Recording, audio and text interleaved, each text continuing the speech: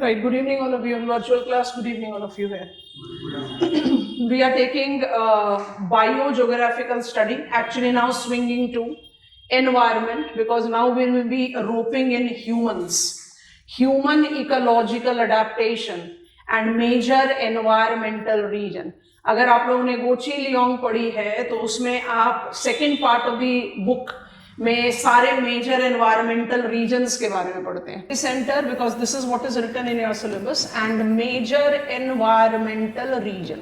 Environment is my surrounding. Regions की जो definition है ज्योग्राफी में बहुत इलाबोरेट है and will be learning it as we proceed further with our study. Geographical thought में आपको कंसेप्ट ऑफ रीजन बहुत इलाबोरेटली समझाएंगे. Okay, what is human ecological adaptation and how do I relate it to major environmental region? धीरे धीरे बात आगे बढ़ती जाती है.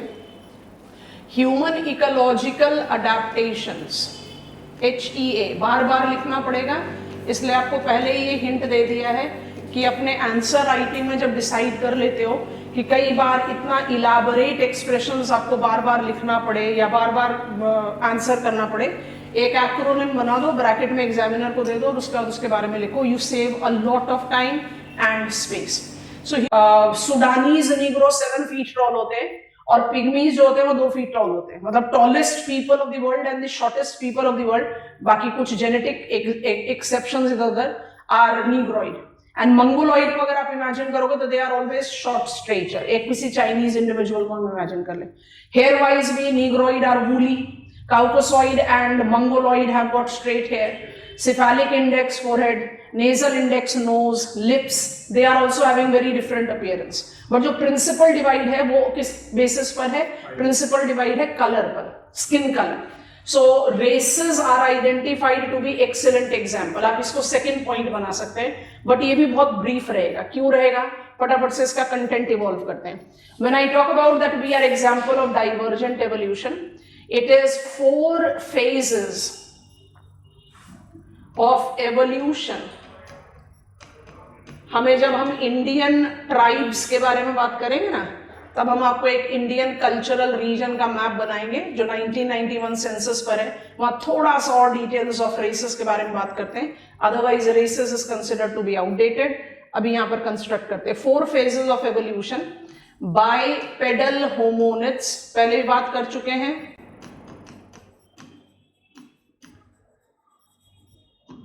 Homo habilis,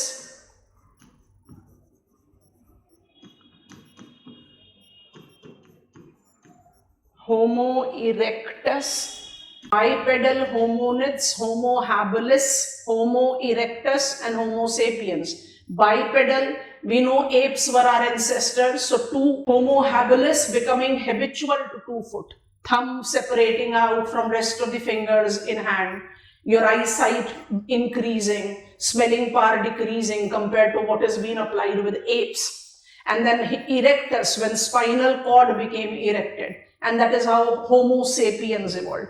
Homo sapiens, because migrated to different locations, they adapted to the different conditions prevailing there.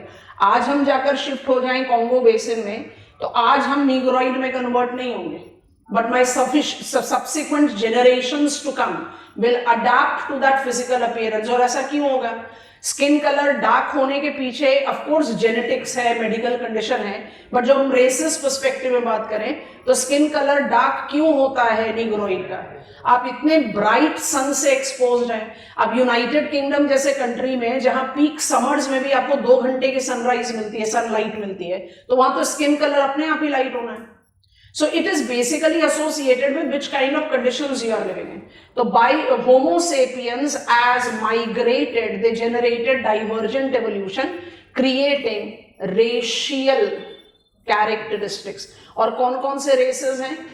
Cultural regions of the world में एक बार दोबारा से आएगा, फिर इंडिया में एक बार दोबारा से आएगा, बट अभी के लिए जो हमें चाहिए वो यही aspects हैं.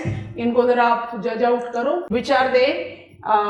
Caucasoids, Mongoloids and Negroid. Which type of evolution?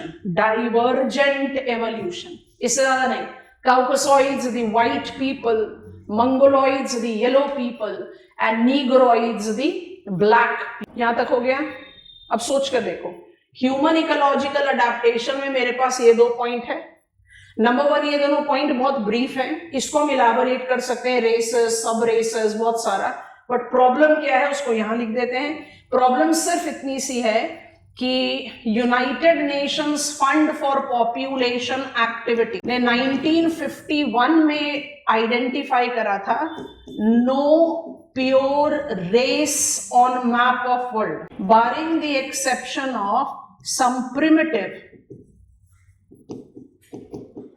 fourth world communities। आप ये पॉइंट जरा हमारे साथ लिख लीजिए, एज एक्सेप्शन। 1951 में, हम हैं 2025 में, प्योरिटी ऑफ रेस क्योंकि रिस्ट्रिक्टेड हो गई। क्यों हो गई? People migrated from one place to other, there was cross racial marriages, so जो जेनेटिक मिक्स है 1951 में ये बात कह दी गई कि प्योर रेस नहीं है, बारिंग the exception of fourth world communities. Fourth world communities के साथ प्रिमिटिव लिखने की जरूरत नहीं होती, वो प्रिमिटिव ही होते हैं। और फर्स्ट वर्ल्ड हुआ कैपिटलिस्ट, सेकेंड वर्ल्ड हुआ सोशलिस्ट। ये दोनों नाम आए थे कोल्ड वॉर के टाइम पर 1945 से 91 तक, जब हमारे पास 2 पोलैरिटीज ऑफ वर्ल्ड ऑर्डर था, USA led capitalist first order and USSR led socialist second order. तो जैसे 1991 में यूएसएसआर डिसइंटीग्रेट हुआ, फर्स्ट एंड सेकेंड वर्ल्ड का यूज हमने अपने आप ही खत्म कर दिया, वो आउटडेटेड हो गया। उसी कंटेक्स्ट में third world, so first world were countries, second world were countries and so were third world. Third world countries को कौन क्या कहां बोलते थे? Non aligned. आज की डेट में नॉन अलाइंड मूवमेंट का क्या स्टेटस है हम सब जानते हैं, एग्जिस्ट कर रहा है बट ऑफ नो वैल्यू, क्योंकि अलाइनमेंट तो तब होगी ना जब there are multiple polarity. We all are aware of the fact that China is yet to take that status which we had earlier, pre-1991, जहां पर आप USA वर्सेस USSR का एक काउंटर बैलेंसिंग अप्रोच देखते थे। आज की डेट में भी we still say it is USA domain। तो जब फर्स्ट वर्ल्ड और सेकेंड वर्ल्ड कंट्रीज नहीं रहे तो third world countries as non align का कोई लॉजिक ही नहीं रहा, पर टर्म की यूटिलिटी आज तक होती है। क्यों होती है? Third world countries are more depicted to be developing countries, तो we still use it. And fourth world countries नहीं है, कम्युनिटीज है। जैसे जारवाज एंड शोम्पेन्स हमारे कंट्री में, मान लीजिए कि scheduled tribe population in our country, हम पढ़ेंगे डिटेल्स में, मिनिस्ट्री ऑफ ट्राइबल अफेयर्स।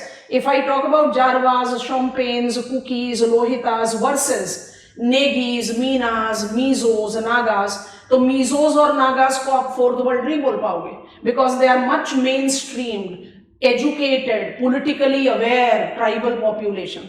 तो आप उस ट्राइबल पॉपुलेशन को फोर्थ वर्ल्ड कम्युनिटी कहते हो जो प्रिमिटिव है, जो बैकवर्ड है। और हमारे कंट्री में बहुत स्पेसिफिक नाम है उनके लिए, particularly vulnerable tribal groups which are living in the times or which are living in the economic characteristics that is pre-agrarian, माने वो अभी तक भी हंटिंग गैदरिंग वाले लाइफस्टाइल में। So those population is called primitive। Round off कर दो world population में, बहुत लंबा छोड़ा खींच भी लो, 10% से ज्यादा नहीं, तो 10% ग्लोबल पॉपुलेशन को आप ले रहे हो विद प्योर रेस और 90% को आप कह रहे हो मिक्स्ड रेस, तो रेस की तो वैल्यू अपने आप खत्म हो गई। तो मैंने एग्जामिनर को ह्यूमन इकोलॉजिकल अडेप्टेशन में ओमनीवोरस एंड यूरी ऑर्गेनिज्म का एक पॉइंट दिया, मैंने एग्जामिनर को डाइवर्जेंट एवोल्यूशन का दूसरा पॉइंट दिया, बट ये दोनों के दोनों इतने इनसफिशिएंट इंफॉर्मेशन दे रहे हैं कि I can not create out a logical content to it. एक है जो बहुत रिस्ट्रिक्टिव है ए, और दूसरा है जो आउटडेटेड है। इसको हम इलाबोरेट कर सकते हैं, बट ये इतना आउटडेटेड है कि जरूरत ही क्यों है मेहनत करें, तो फिर हम अपना कंटेंट कैसे डेवलप करें। इसलिए ह्यूमन इकोलॉजिकल अडेप्टेशन को मेजर एनवायरमेंटल रीजन के साथ क्लब इन किया जाता है। अब मेजर एनवायरमेंटल रीजन को आप कैसे पिकअप करते हो, ध्यान से देखना, बॉक्स आइटम बना रहे हैं उधर कोने में लिखकर फिर उसको बॉक्स में डाल देंगे। ह्यूमन एक्टिविटीज, अब ज्योग्राफिकल पर्सपेक्टिव में ले रहे हैं, human activities, the activities that human population is engaged इन, इसको आप कलेक्टिवली बोलते हो इंडस्ट्रीज, ज्योग्राफी में बोलते हैं इंडस्ट्रीज। आप जनरल पर्पस में क्या कहते हैं, primary, secondary, tertiary, quaternary activities, हम वो नहीं करें। इंडस्ट्रीज कौन कौन सी? Extractive industry, reproductive industry, manufacturing industry and facilitative industry, लिख रहे हैं चारों का नाम। extractive, reproductive versus manufacturing and facilitative. पूरा का पूरा इकोनॉमिक ज्योग्राफी ऑफ वर्ल्ड यहीं पर ही पढ़ेंगे। वर्सेस क्यों लिखा है इसको पहले तो हम बबल में डाल दें। Which type of economic activities human population is engaged in? ये चारों एक्टिविटीज को लिखो, बबल में डाल दो और पेन ड्रॉप करो 1 मिनट के लिए। इंट्रोडक्शन में थोड़ा समय लगे, अब इसके बाद फिर हम 12 एनवायरमेंटल रीजन्स को फटाफट से पकड़ेंगे। लिख लिया? चलो, एक्सट्रैक्टिव किसको बोलते हैं? एक्सट्रैक्टिव बोलते हैं माइनिंग को, एक्सट्रैक्टिव बोलते हैं लंबरिंग को, एक्सट्रैक्टिव बोलते हैं फिशिंग को। आज के टाइम में लंबरिंग और फिशिंग का तो इतना मेजर मिक्स है कि समझ में ही नहीं आता। बहुत सारे आपसे ही पूछते हैं। चलो, aquaculture, aquaculture, do aquaculture include fishing from the natural fishing grounds as Dogger Bank? Wild fishing included होती है एक्वाकल्चर, मतलब डॉगर बैंक नॉर्थ सी में एक फिशिंग ग्राउंड है, अगर आप वहां से फिशेस हार्वेस्ट करते हो, पढ़ेंगे मेजर फिशिंग ग्राउंड ओशियानोग्राफी में, तो क्या आप एक्वाकल्चर में इसको इंक्लूड करते हो? नहीं करते हो। वाइल्ड फिशिंग मतलब आप नेचुरल डोमेन से कोई चीज निकाल रहे हो तो वो एक्सट्रैक्टिव इंडस्ट्री होगा। और आपने कंट्रोल्ड एनवायरनमेंट, जैसे वी हैव स्टार्टेड टेकिंग, हमें पता है वाटर लॉग्ड पैडी फील्ड, क्या दिमाग में आता है? जैसे हम कहें राइस की खेती, तो हमारे दिमाग में बड़ा एक टिपिकल सा इमेज आता है कि हाफ बेंड लेबर है जो नीचे आपके कम से कम आपके एंकल लेवल तक पानी में पैर उनका डूबा हुआ है और वो कुछ कर रहे हैं झुककर। क्या कर रहे हैं? ट्रांसप्लांटेशन। राइस का कल्टीवेशन किस तरह से किया जाता है? सीड को आप ग्रो करते हो नर्सरी में, और जब तक सीड नर्सरी में ग्रो हो रही है आप अपनी फील्ड को रेडी करते हो। Ready field is water logged field, आप फील्ड को फ्लड करते हो। उसके बाद जो आपके सैपलिंग्स तैयार हो जाते हैं नर्सरी में, उसको आप manually eight appropriate distance so करते हो। इस मेथड ऑफ राइस कल्टीवेशन जो बहुत कन्वेंशनल है, बहुत वाइड स्प्रेड यूटिलिटी है, is proven to be the principal cause of methane emission, one of the long lived greenhouse gases. इसलिए आईपीसीसी के 5वें असेसमेंट रिपोर्ट से ये बात होनी शुरू हो गई कि बहुत हो गया कि एग्रीकल्चर कहता है विक्टिम कार्ड, हम बेचारे विक्टिम हैं क्लाइमेट चेंज के, क्योंकि क्लाइमेट चेंज के कॉज कौन है? मैन्युफैक्चरिंग, हम विक्टिम हैं। पर 5वें असेसमेंट रिपोर्ट के बाद ये जस्टिफिकेशन होने लग गया, agriculture is not only victim, victim तो हम सभी हैं पर हम सभी कल्प्रिट भी हैं। तो agriculture is not just the victim, it is also the culprit. Unsustainable agricultural practices, manure management, flooded of rice field, ये सब पे सब मीथेन एमिटर्स हैं। So point that I am trying to prove is कि जब आप waterlogged rice field में fish seed eggs biotechnology से छोड़ते हो कि जब तक 110 दिन में आपका राइस रेडी है, आपके पास फिश भी रेडी है। अब ये जो फिशिंग है ये एक्वाकल्चर है, ये रिप्रोडक्टिव इंडस्ट्री है, ये एग्रीकल्चर है, ये एक्सट्रैक्टिव नहीं है। तो एक्सट्रैक्टिव हुआ जब आप नेचर से कोई चीज एक्सट्रैक्ट कर रहे हो, तो माइनिंग होगा, लंबरिंग होगा, फिशिंग होगा। अब इसमें ही प्रॉब्लम, लंबरिंग अगर टाइगा फॉरेस्ट से है तो एक्सट्रैक्टिव है, अगर आप खुद ट्री कल्टीवेट करके उसको हार्वेस्ट कर रहे हो तो वो फिर एग्रीकल्चर होगी। Because what is reproductive industry? Agriculture, nutshell. What is reproductive? You are using natural conditions to reproduce something. आप soil, climate का इस्तेमाल करके कुछ reproduce कर रहे हो। आज की डेट में agriculture is equal to crop cultivation, animal rearing, aquaculture and silvipasture culture. Silvipasture culture को एफएओ क्या बोलता है? Tree based agriculture. तो what is extractive? You are extracting something from nature. Mining को एक sample दिमाग में रखो। What is reproductive? Agriculture. What is manufacturing? जहां पर हम नॉर्मली टर्म इंडस्ट्री यूज करते हैं, वैल्यू एडिशन। आपने एग्रीकल्चरल फील्ड से मिल्क प्रोड्यूस किया, आपने उसका मिल्क प्रोडक्ट बना दिया। आपने एग्रीकल्चरल फील्ड से कॉटन प्रोड्यूस किया, आपने उसका कॉटन टेक्सटाइल बना दिया। आपने एक्सट्रैक्टिव इंडस्ट्री में आयरन और मैंगनीज, लाइमस्टोन, कोल को प्रोसेस करके आयरन स्टील बना दिया। So value addition. So when I say cotton textile mills, I say sugar mills, I say iron steel industry, वो मैन्युफैक्चरिंग में गया. और फैसिलिटेटिव में क्या गया? Service, transport, communication. Humans are engaged in 4 industries. In 4 industries में कौन सी 2 industries है जो नेचर सेंट्रिक होती हैं? Extractive and reproductive. I do agree. आज की डेट में ना एक्सट्रैक्टिव ना रिप्रोडक्टिव 100% नेचुरल है टेक्नोलॉजी वाइज, बट फिर भी आप राइस एशिया में ही कल्टीवेट कर रहे हो. कम ऑन, मेटालिफरस मिनरल्स फिर भी आप अजोइक और पैलियोजोइक एरिया से ही एक्सट्रैक्ट कर रहे हो. टेक्नोलॉजी आपने जो भी अप्लाई की है, इसीलिए वर्सेस लिखा. Human ecological adaptation as major environmental region. ध्यान से सुनना डिफरेंस, यही डिफरेंस पकड़ना, उसके बाद कुछ नहीं है इस टॉपिक में. Human ecological adaptation part A, part B and then part C. What is part C? It is the study of extractive and reproductive industries that varies from one region to the other. 2 minute. Question पूछ रहा है human ecological adaptation A, B and then C. अगर question पूछ रहा है major environmental region तो A B नहीं आएंगे. समझ में आ गया? आप सीधा किस पर पहुंचोगे? What are the activities that humans are engaged in as regulated by nature. I think it is comfortable. तो सिमिलर है फिर भी अलग है.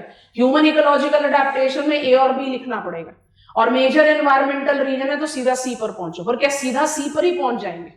सी में लिखेंगे क्या? तो हमने आपको फ्रेम पहले ही बता दिया, उस फ्रेम पर अब जा रहे हैं. आपको समझ में आ गया है? तो major environmental region is the pattern of extractive and reproductive industry. And human ecological adaptation part C, which is more relevant and gives us more scope to explore the distinction between one region to other in present context, is extractive and reproductive industry. तो हम human ecological adaptation को आगे बढ़ा रहे हैं और major environmental region को rope in कर रहे हैं. Have you got it? Star mark करके pointer बनाओ पहले. इसको तो C करके add कर लो जहां पर भी आपने लिखा है. अब star mark करके pointer बनाओ. In both human ecological adaptations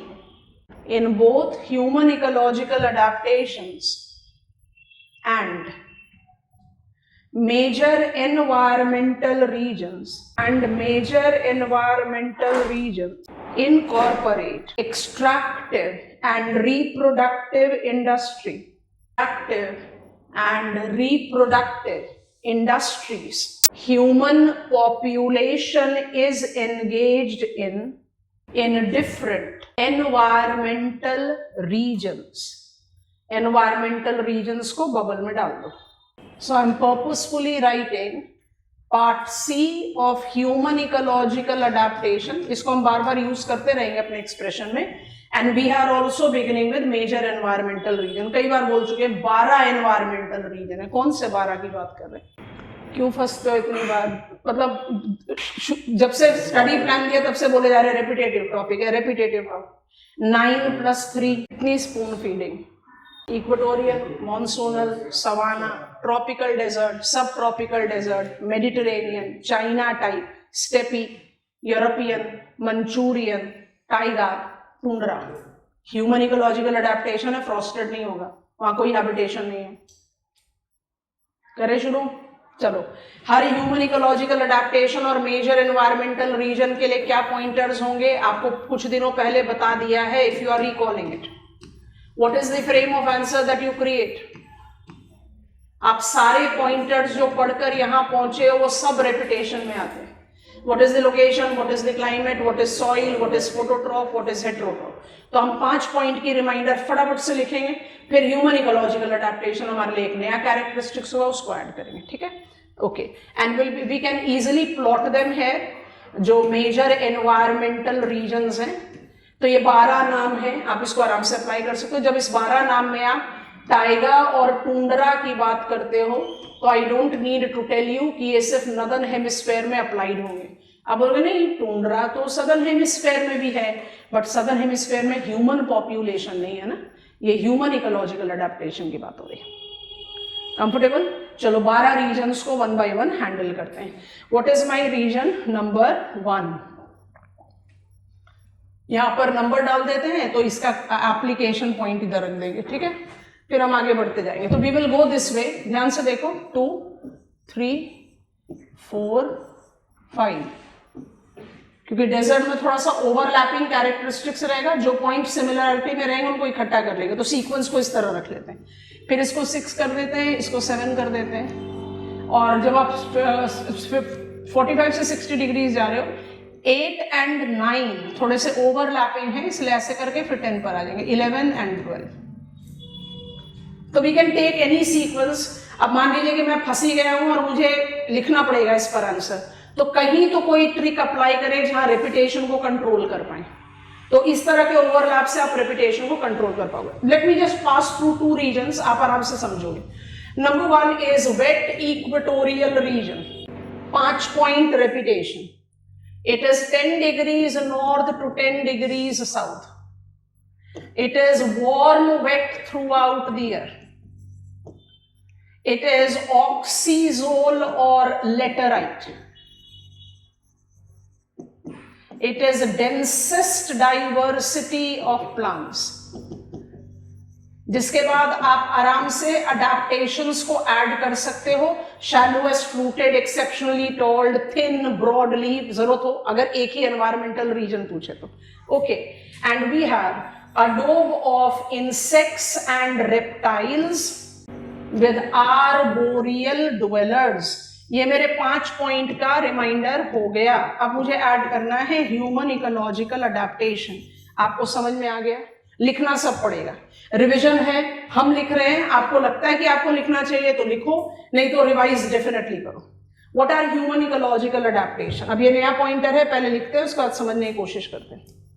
so human ecological adaptation part 1 is primitive, which is related to hunting and gathering, as is practiced by pygmies of Congo Basin and Amazons of Selvas. Selvas किसका नाम है? Equatorial Rainforest of Amazon. Number 2 is subsistence agriculture, which goes with cultivation of rice and multiple root crops as cassavas, yams, etc., जिसमें Sumatra and Java Island of Indonesia is a good example. And तीसरा, I'll just adjust it here. Number 3, as human ecological adaptation is facilitated by warm, wet climate and acidic, lateritic or oxazole. Because if I go with a general comparison, I'll say laterite soil infertile है. But laterite soil ही चाहिए when it comes to traditional plantation crop. अच्छा जल्दी से बता दो, what is the difference between rice as a crop and a traditional plantation crop? उससे पहले कि हम लिखें, जल्दी बताओ. Of course it is fast forward with agriculture. हम डिटेल्स में पढ़ेंगे agriculture, Whittlesey's classification and Anderson's classification. But environmental region को उस समय के लिए नहीं छोड़ा जा सकता. और एनवायरमेंटल रीजन में आपको कम से कम ये जो बेसिक मिनिमल इंफॉर्मेशन लेना है, इट कैन बी हैंडल्ड है. बताइए, what is plantation agriculture? Is it a crop culture? Yes, crop culture उसको कहते हैं जहां पर आपका एग्रीकल्चर क्रॉप सेंट्रिक ही हो. अभी मॉनसूनल में हम वाला फ्लो चार्ट भी क्रिएट कर देंगे.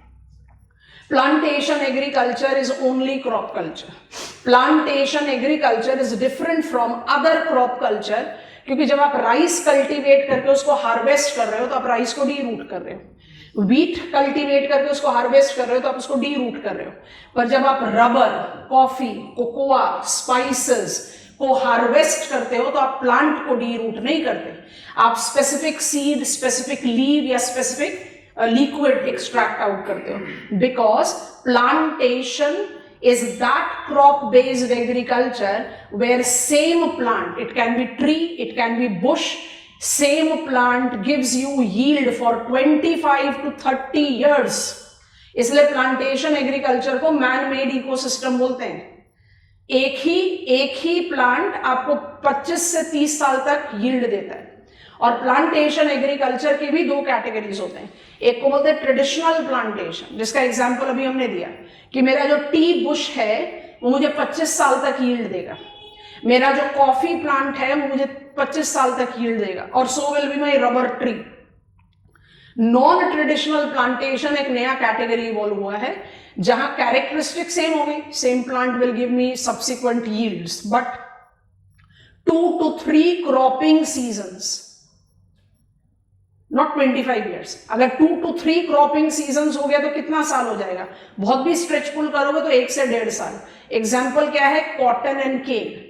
आप जब केन को पहली बार हार्वेस्ट करते हो तो डी रूट नहीं करते, उसका स्टेम काट लेते हो। कॉटन को हार्वेस्ट करते हो तो कॉटन बॉल निकाल लेते हो बस। Same plant can give you yield for 2 to 3 consecutive seasons. इसका क्या मतलब हुआ, that is also like plantation but unlike traditional plantation, जो तो 25 साल तक आपका क्रॉप रहेगा, यहां ये क्रॉप रहेगा 1 से 1.5 साल तक। I hope it is comfortable. So आपका जो थर्ड पॉइंट आता है वो है कमर्शियल। सारा प्लांटेशन एग्रीकल्चर कमर्शियल एग्रीकल्चर है, क्योंकि रबर, कॉफी, कोकोआ आप डायरेक्टली कंज्यूम नहीं करते, उसको प्रोसेस करके करेंगे। Commercial plantation agriculture. और जैसे एग्जाम्पल लिखेंगे आपको अपने आप समझ में आ जाएगा कि हम ट्रेडिशनल प्लांटेशन के बारे में बात कर रहे हैं। Coffee in Brazil, cocoa in Ghana, Ghana upper Guinea में है, रबर इन मलेशिया, स्पाइसेस, जानबूझकर टी नहीं लिख रहे, इन इंडिया, क्योंकि टी के ना बहुत सारी वैरायटीज हैं। टी का एक वैरायटी है ग्रीन टी, सेंशा, वो आपको ले जाएगा चाइना में। एक है ब्लैक टी, इंडिया में ले जाएगा। तो इंडिया में आप केरला, तमिलनाडु तक हो, तब तक तो फिर भी आप वेट इक्वेटोरियल इमेजिन कर सकते हो, but leading producer is Darjeeling, sub Himalayan, West Bengal, and we also have got hybrid tea. तो आप टी की जो है बहुत बिग रेंज लेते हैं, इसलिए टी जानबूझकर नहीं लिखा है इसमें। टी का कल्टीवेशन प्रोमिनेंटली लेटराइट में होता है, बट और भी हो सकता है। अब ये लिखकर 1 मिनट के लिए पेन ड्रॉप करो और समझने की। Human ecological adaptations part C. What is major environmental region part 1? It is wet equatorial location. If I am writing answer on major environmental region or human ecological adaptation, I should give examiner the brief details of the habitat there. Depending on what is the demand of the question, आप उसको single liners में दे दो जैसे हमने दिया, या आप उसको detail करो. So I am in 10 degrees north to 10 degrees south. I am with warm wet climatic location. I am identified with laterite or oxazole. I relate to densest diversity of plant, adobe of insects and reptiles, arboreal heterotroph. Human ecological adaptations here involves primitive hunting gathering population, subsistence, cultivation of crop largely rice, along with root crops as yams and cassavas, potatoes, you can count them. And it is also commercial plantation because I require the same agroclimatic condition for coffee, cocoa, spices like plantation crops. ठीक है, अब step number 2 पर जा रहे हैं। अब इस page पे तो काम नहीं हो सकता, तो स्टेप नंबर 2 के लिए अलग से पेज क्रिएट करें। What is number 2? It's monsoon environmental reason.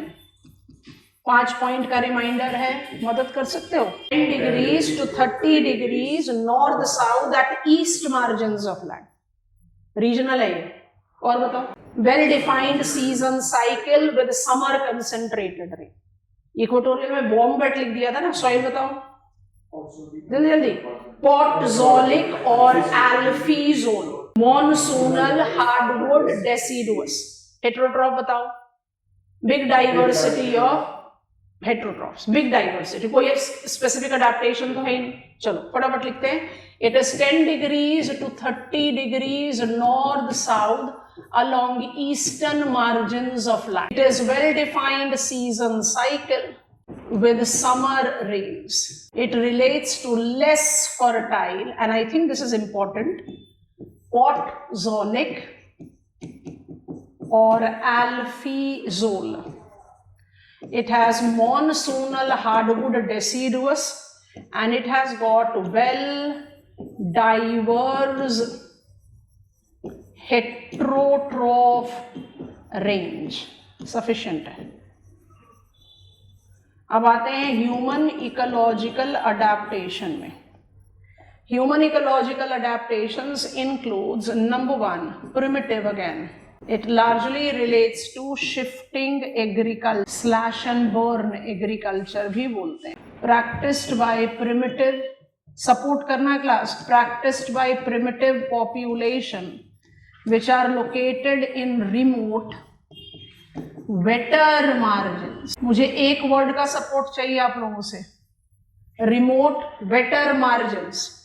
Zoom बोलो, पोडा बोलो, तमराई बोलो, we have got multiple names for this shifting agriculture, multiple names, roca, conuco, हम पढ़ेंगे जब विटेल्सीज क्लासिफिकेशन पढ़ेंगे।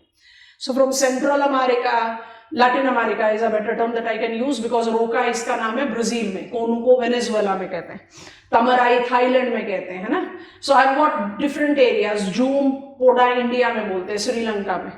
And when I take up these shifting cultivators, ये monsoonal area में है but wetter margin, remote wetter margin. So कौन सा एक टर्म बता दोगे जिससे हम स्पेसिफाई कर पाए विजुअली कि अच्छा यहां पर होना चाहिए? कमान कमान कमान, waiter margins, monsoon.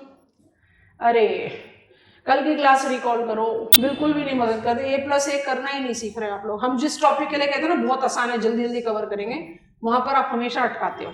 Brown forest soil कहां डेवलप किया था? Wetter margins of monsoon. Come on, Kukis, Lohitas are practicers, they practice shifting agriculture Arunachal Pradesh में। शिफ्टिंग एग्रीकल्चर प्रिमिटिव एग्रीकल्चर है।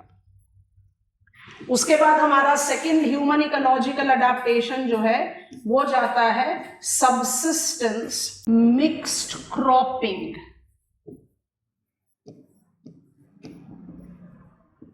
ये मेजर है, स्टार मार्क कर देते हैं, and it is correlated to cultivable condition, not just favorable but available almost throughout the year।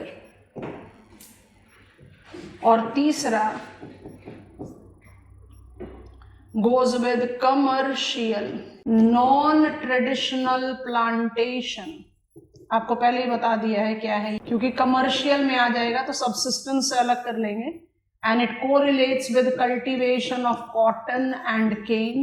Finally, क्योंकि monsoonal region में India में be the big representative, but India अकेला कंट्री थोड़ी ना है, साउथ ईस्ट एशिया भी है, इसलिए aqua culture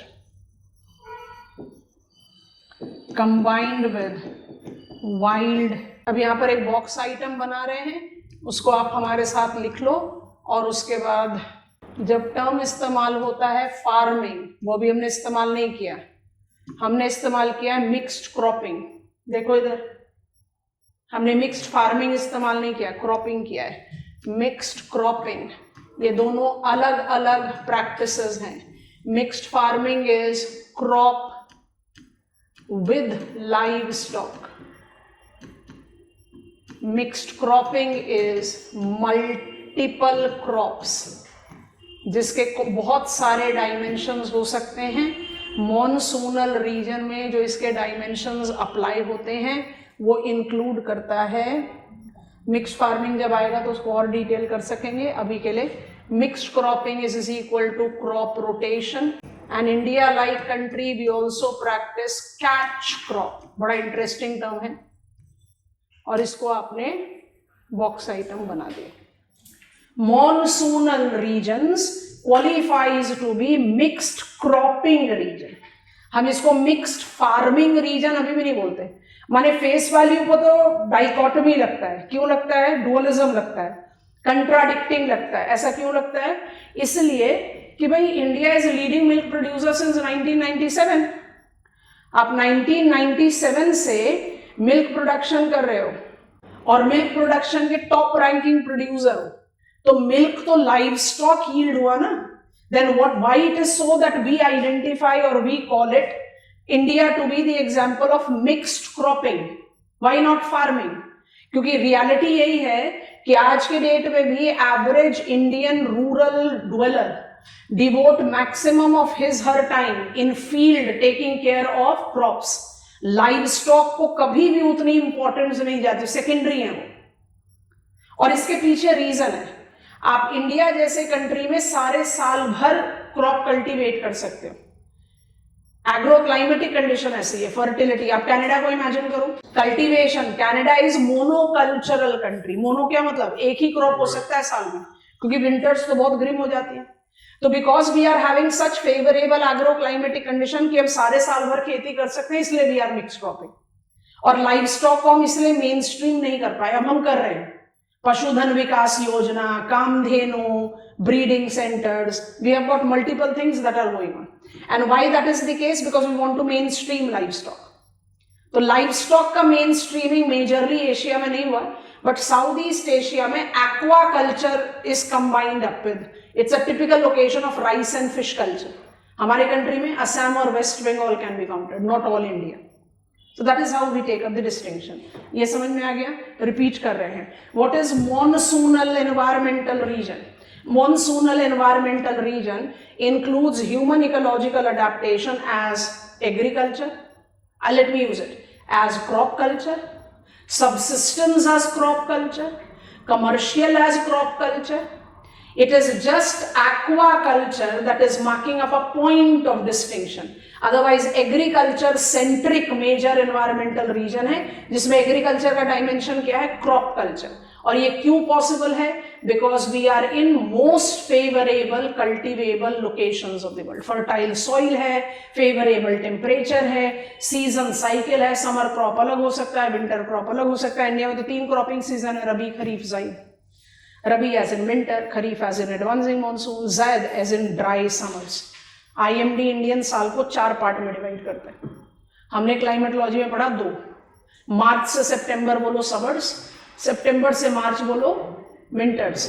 but IMD Indian meteorological department कहता है 15 दिसंबर से 15 मार्च है विंटर, 15 मार्च से 15 जून है समर, 15 जून से 15 सितंबर है एडवांसिंग मानसून, एंड 15 सितंबर से 15 दिसंबर है रिट्रीटिंग मानसून। तो हम अपने साल को 4 पार्ट में डिवाइड करते हैं, 3 को crop, because I have got cultivable condition. अब जा रहे हैं रीजन नंबर 3 में, उसके बाद अपने ग्रिड मैप पर जाएंगे, हेल्प करना। What is region number 3? It's tropical savanna. 5 point reminder, 10 degrees to 30 degrees north south continental interiors with wet summers, red yellow or altizole, tall coarse grass mixed with woodland and xerophytes. ठीक है? Adobe of wildlife. Human ecological adaptation. 1. Primitive is nomadic herding. Comparatively developed is livestock ranching. अब यहाँ पर सब categorisation कर सकते हैं। हमने जानबूझकर बिना रुके पॉइंटर्स क्रिएट कर दिए। हम आपसे कुछ पूछना चाहते हैं, पहले आप यहाँ तक लिखो। Livestock ranching can be further subdivided as subsistence. I want to write names of the primitive, some of the examples. So Maasais,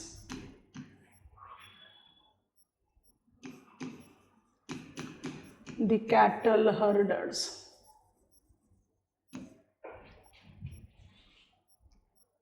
African savanna. Subsistence की बात करें तो milch cattle, rearing as in Cameroon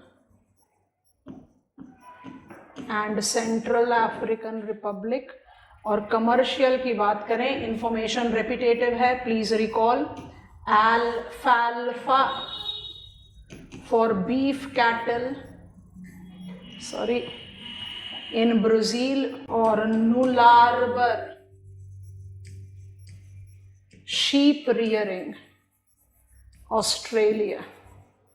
यहां पर आपका live stock rearing जो है वो कमर्शियल बेसिस पर है। मतलब जो भी आप लाइव स्टॉक पॉइंट का रेफरेंस दे रहे हो वो एसोसिएट करता है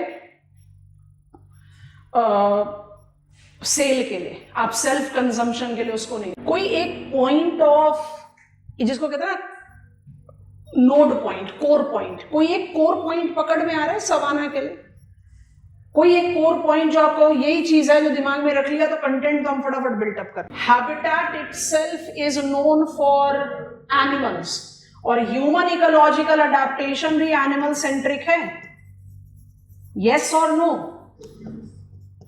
आप यहां पर क्रॉप कल्टीवेशन के नाम पर क्या कल्टीवेट करते हो? Essentially fodder crop. अब जो एनिमल सेंट्रिक एग्रीकल्चर है, अभी तक आप क्या देख रहे थे? मॉनसूनल इज क्रॉप सेंट्रिक, थोड़ा सा एक्वाकल्चर है, यहां पर इट्स एनिमल सेंट्रिक। तो आप कल्टीवेट करते हो crop, so that is essentially fodder crop.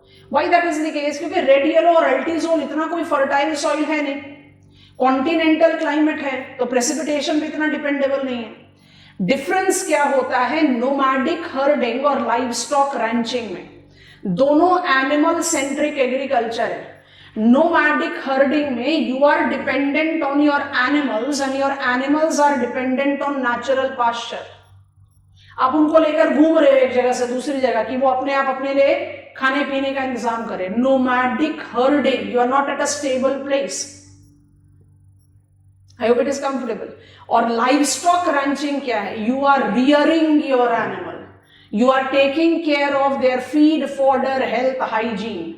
तो आप नोमैडिक हर्डिंग को भी लाइवस्टॉक सेंट्रिक एग्रीकल्चर बोलते हो और लाइवस्टॉक रैंचिंग को भी लाइवस्टॉक सेंट्रिक एग्रीकल्चर बोलते हो। सवाना में लाइवस्टॉक मल्टीपल यील्ड के लिए रियर किए जा सकते हैं, मतलब मिल्क प्रोडक्शन के लिए भी, स्किन के लिए, हाइड के लिए, मतलब you can produce it for anything. Sheep लिया तो वूल के लिए, apart from that sheep is also Rudyard for meet. जब आप कैटल की बात करते हो या मिल्च कैटल की बात करते हो तो मिल्क यील्डिंग के लिए बात कर रहे हो। तो multiple animal yields but can be subsistence commercial in ranching and herding as practised by primitive people. Savanna का तो बेस्ट एग्जांपल मसाइज है। अफ्रीकन सवाना के जो मसाइज हैं they are identified to be still the blood drinkers of their animals. They are totally dependent on blood drinkers. मत सोचो कि किल कर देते हैं ना, वो इतने प्रैक्टिस्ड वे से उनकी वेन कट करते हैं गले के पास से कि ब्लड एक्सट्रैक्ट करते हैं, बट एनिमल मरता नहीं है। They are such primitive people. Which type of livestock centric agriculture they are practicing? Nomadic. They are totally dependent on animals and animals are totally dependent on nature. तो ये primitive हो गए। This shifting agriculture primitive है, वैसे nomadic herding primitive है। And livestock ranching is you rear animal, rearing animal. और ये rearing of the animal, अगर आप कोई भी animal produce को rearing, so taking care of health, hygiene, food, fodder, ये इससे अलग हो जाता है इसलिए। और जब आप बात करते हो subsistence की, तो जो भी चीज़ आप produce कर रहे हो खुद के consumption के लिए, commercial की, तो जो भी चीज आप प्रोड्यूस कर रहे हो उसको आप अप्लाई कर रहे हो for sale. So Nullarbor plain में शीप रियरिंग बहुत अच्छा सवाना लोकेशन है। अल्फाल्फा is the secondary succession climax community of campos. यहाँ पर बीफ कैटल फैटन किए जाते हैं ताकि आप ज्यादा क्वांटिटी में मीट प्रोड्यूस कर सको। ये बहुत अच्छा एग्जाम्पल है कमर्शियल लाइव स्टॉक रैंचिंग का। तो Brazil is a developing country, Australia is a developed country. यहाँ पर ये भी नहीं कह सकते कि डेवलप्ड में कमर्शियल है, इसलिए दोनों का नाम दे दिया। और कैमरून सेंट्रल अफ्रीकन रिपब्लिक को रिकॉल करो, हमारा जो हॉर्सशू मैग्नेट था वो कैमरून सेंट्रल अफ्रीकन रिपब्लिक से ही चला था, इसलिए इनको सेलेक्ट किया है। दूसरा रीजन हमें इवेंचुअली चाहिए, India marked up the beginning of cattle and buffalo breeding project in year 2000। आज की डेट में वो किसका कॉन्स्टिट्यूएंट है? National dairy development and बोविन breeding project, जिसको आप सेकेंड जेनरेशन व्हाइट रेवोल्यूशन भी बोलते हो। 2000 में जब हमने ये national buffalo and cattle breeding project शुरू किया था, उसके one of the major technical beneficiaries Cameroon and Central African Republic, क्योंकि ट्रॉपिकल कंट्रीज में जो मिल्च कैटल है उनका genetic capacity is less lactation compared to temperate. Lactation माने milk yielding capacity. What is human ecological adaptation here? I'm hunting gathering, I'm engaged in subsistence agriculture or commercial plantation agriculture. What is human ecological adaptation here? I'm shifting cultivator or I'm mixed cropping culture practicer. उसी mixed cropping में आप food crop को भी cash crop को भी डाल दो तो कॉटन केन भी ऐड हो जाता है. Aqua culture with combination of wild fishing, वो एक लास्ट फैक्टर, क्योंकि इंडिया लाइक कंट्री को अभी भी आप मिक्स्ड फार्मिंग में नहीं डाल सकते, आप मिक्स्ड क्रॉपिंग में ही डालोगे. इसलिए what is human ecological adaptation है? Animal centric. तो दो अडैप्टेशन आपके दिमाग में रहना चाहिए, एक है नोमैडिक हर्डिंग और एक है लाइव स्टॉक रैंचिंग, जिसमें सबसिस्टेंस भी है और कमर्शियल भी. अच्छा, हम जा रहे हैं डेजर्ट की तरफ. 4 और 5 दोनों डेजर्ट है. This is tropical desert, this is sub tropical desert. Human ecological adaptation near similar है. तो एनवायरमेंटल कंडीशन को जरा फटाफट से साथ में डेवलप करते हैं. अलग अलग चाहिए, लोकेशन भी अलग है, कंडीशंस भी अलग है. उसके बाद जब ह्यूमन इकोलॉजिकल अडैप्टेशन पर आएंगे तो कंबाइन कर देंगे, तो इससे हमारा रेपिटेटिव कंट्रोल होगा. ठीक है, तो देखते हैं number 4 and number 5 together. So I put it up here. Number 4 is tropical desert. जो एनवायरमेंटल कंडीशंस हैं वो तो ओवरऑल डेजर्ट ही है, लेकिन लोकेशन वाइज सब कुछ डिफरेंट है, विंड पैटर्न भी डिफरेंट है, तो क्रिएट करते हैं. तो 5 पॉइंट रेपिटेशन आ रहा है दोनों ही कॉलम में. फटाफट से इसको अप्लाई करते हैं. It is 10 degrees to 30 degrees north south in the western margins of land. It is identified with perennial aridity as is permanent location of subtropical high or continental tropical air mass. कुछ भी लिखो, दोनों में से जो भी convenient है. तीसरा, it is related to less fertile aridizole और बताओ जल्दी से serozem. It is related to xerophytes and is associated with thick skin coating, nocturnal,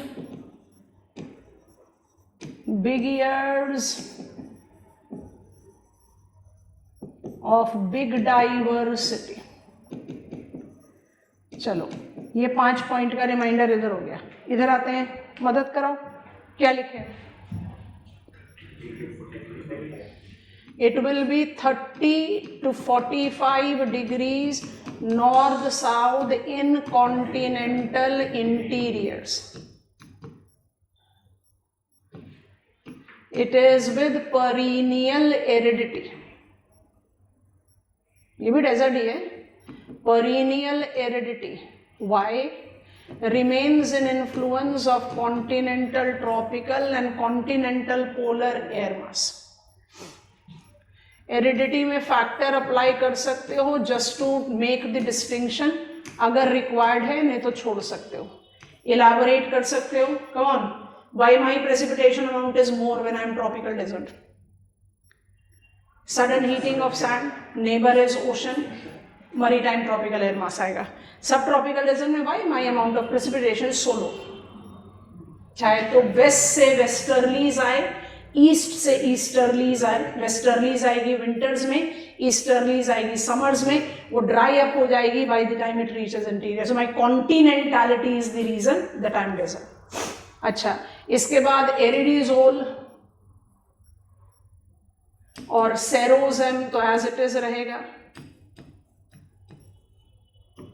ज़ेरोफाइट भी एज इट इज रखा जा सकता है. बट ट्रीज मिसिंग, याद आ गया?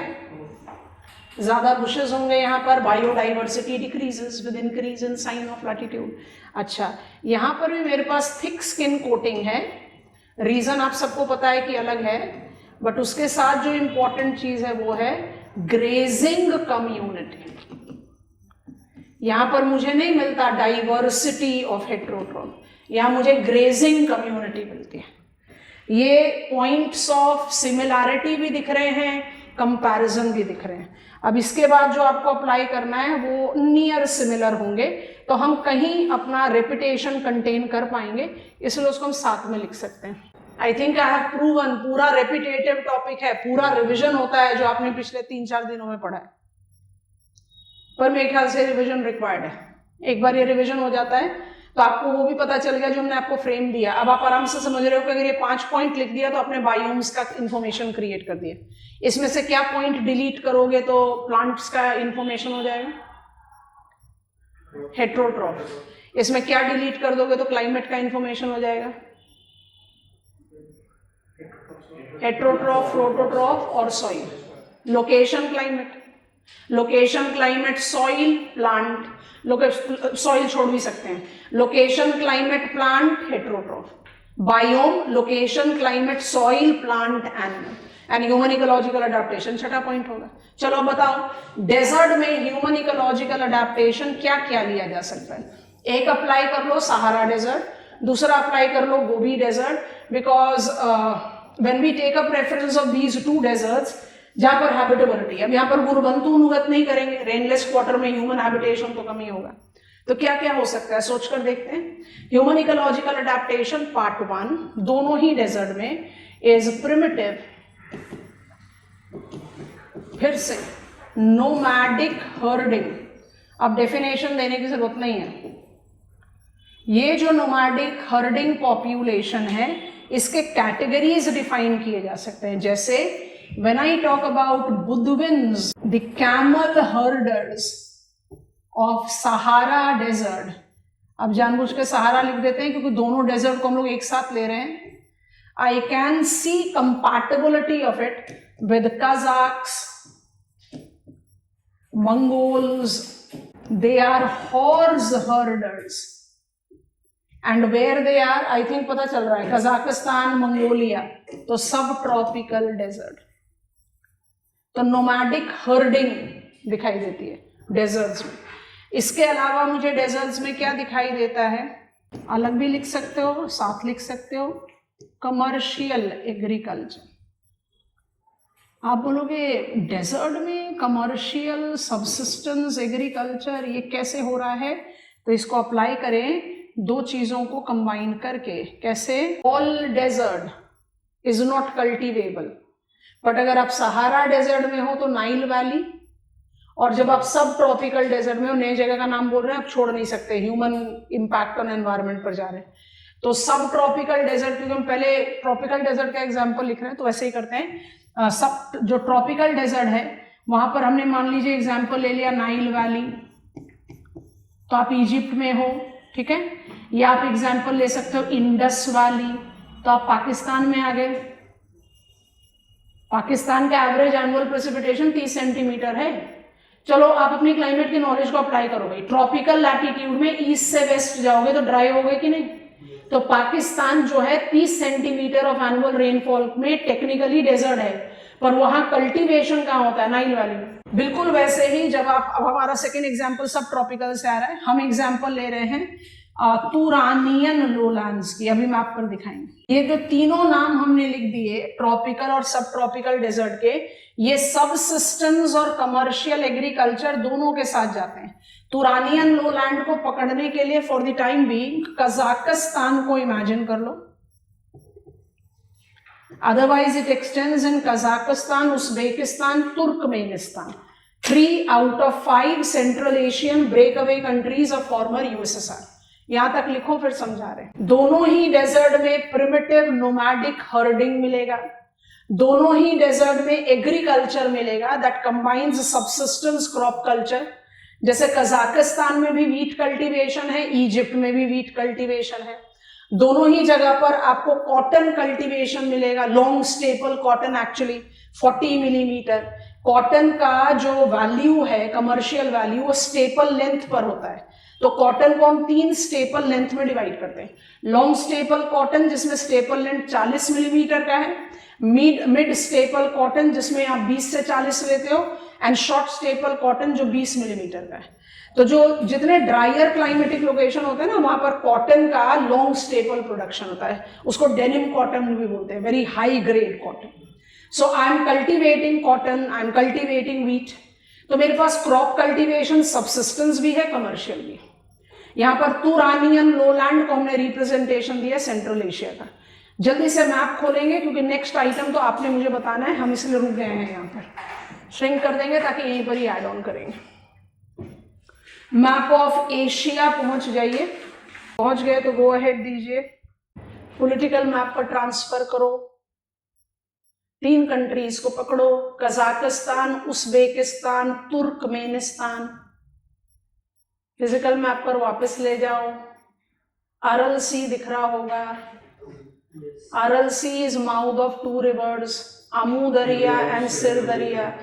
जो अमू दरिया और सिर दरिया रिवर के प्लेन्स हैं उनको तुरानियन लोलैंड बोलते हैं। तो आपको ये दोनों रिवर दिखाई दे रही हैं, ग्रीन कलर भी दिख रहा है, नाम लिख लो तुरानियन प्लेन। अगर आप लोगों के पास वो स्कूल एटलस है जो हमने एडवाइस की है तो आपको पॉलिटिकल मैप पर एक इनसेट इमेज दिख रहा है अरल सी का। पॉलिटिकल फिजिकल किसी मैप पर दिख रहा है अरल सी का इनसेट इमेज? क्या शो कर रहा है वो?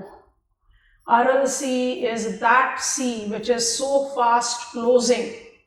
आप इसको मैप ऑफ वर्ल्ड में रिकॉग्नाइज कर सकते हो, you can see it on map of world.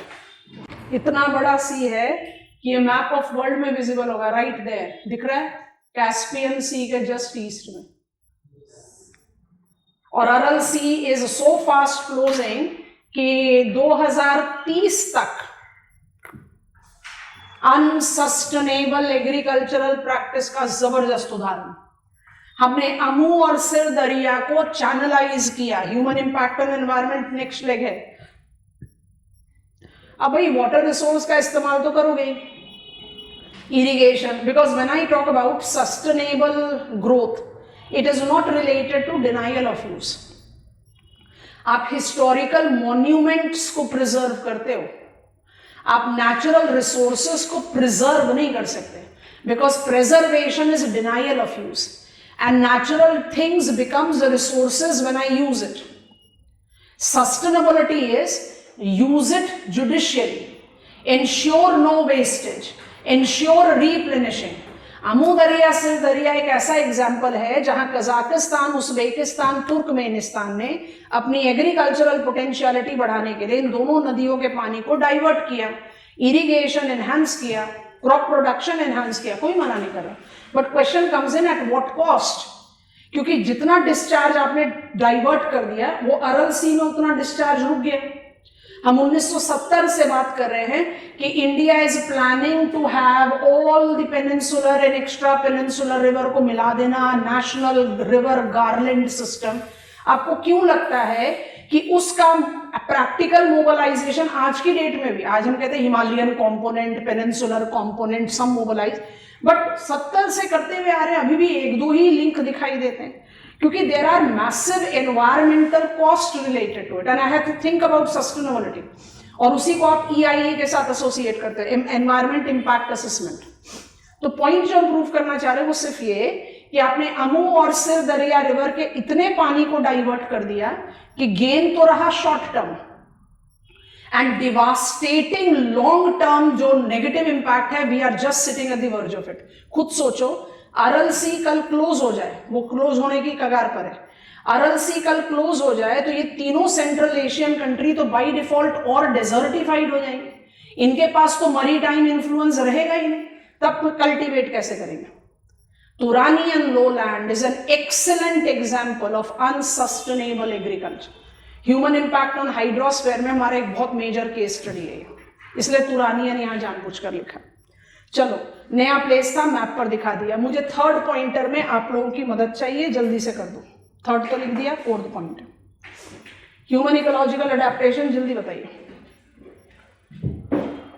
Quick quick quick, हम इसको आज खत्म करेंगे। Saudi Arabia, UAE, Persian Gulf, crude oil, Kazakhstan, Uzbekistan, Turkmenistan, crude oil and natural gas, कमन TAPI pipeline. And not just this, Australian desert में पहुंचो तो Kalgoorlie, आप सबने पढ़ा है, gold rush, it's an important location of gold mining, uranium mining, Australia is leading producer of uranium. तो आप नटशेल पॉइंट क्या कर रहे हो? एक्सट्रैक्टिव। चाहे ट्रॉपिकल डेजर्ट है चाहे सब ट्रॉपिकल डेजर्ट है, extractive as human ecological adaptation, oil, natural gas, minerals में अगर आप आयरन ओर भी ले लो और यूरेनियम ले लो, दोनों को ऑस्ट्रेलिया के ग्रेट ऑस्ट्रेलियन डेजर्ट के साथ एसोसिएट कर लो। ऑयल और नेचुरल गैस लेना है तो West Asia plus Central Asia बोले। ट्रॉपिकल सब ट्रॉपिकल डेजर्ट दोनों, वेस्ट एशिया हो गया ट्रॉपिकल डेजर्ट, सेंट्रल एशिया हो गया sub tropical desert. I'm waiting for your go ahead. 5 environmental region out of 12 is done. Can I proceed further? आते हैं वापस से ग्रिड पर। Subsistence, primitive, commercial. Hunting gathering is primitive, subsistence और commercial है agriculture. Primitive shifting cultivation, मतलब सब कुछ कल्टीवेशन से रिलेटेड है। Subsistence mixed cropping and commercial plantation. उसके बाद हमारे नॉन ट्रेडिशनल प्लांटेशन, उसके अलावा aquaculture. This is animal centric. Primitive में आप नोमैडिक हर्डर्स हैं और अदरवाइज आप livestock ranching, both subsistence and commercial. Human ecological adaptation, extractive same है, प्रिमिटिव सेम है, subsistence to commercial agriculture same. Now I want to pick up number 6। इतना unique है कि उसको कहीं मिक्स कर ही नहीं सकते। 6 and 7 अलग अलग से हैंडल करते हैं, उसके बाद वापस इस ग्रिड पर आएंगे। चलो number 6, environmental region is Mediterranean region. 5 point reminder, it is 30 degrees to 45 degrees north-south in the western margins of land. It is characterized with long, hot summer drought,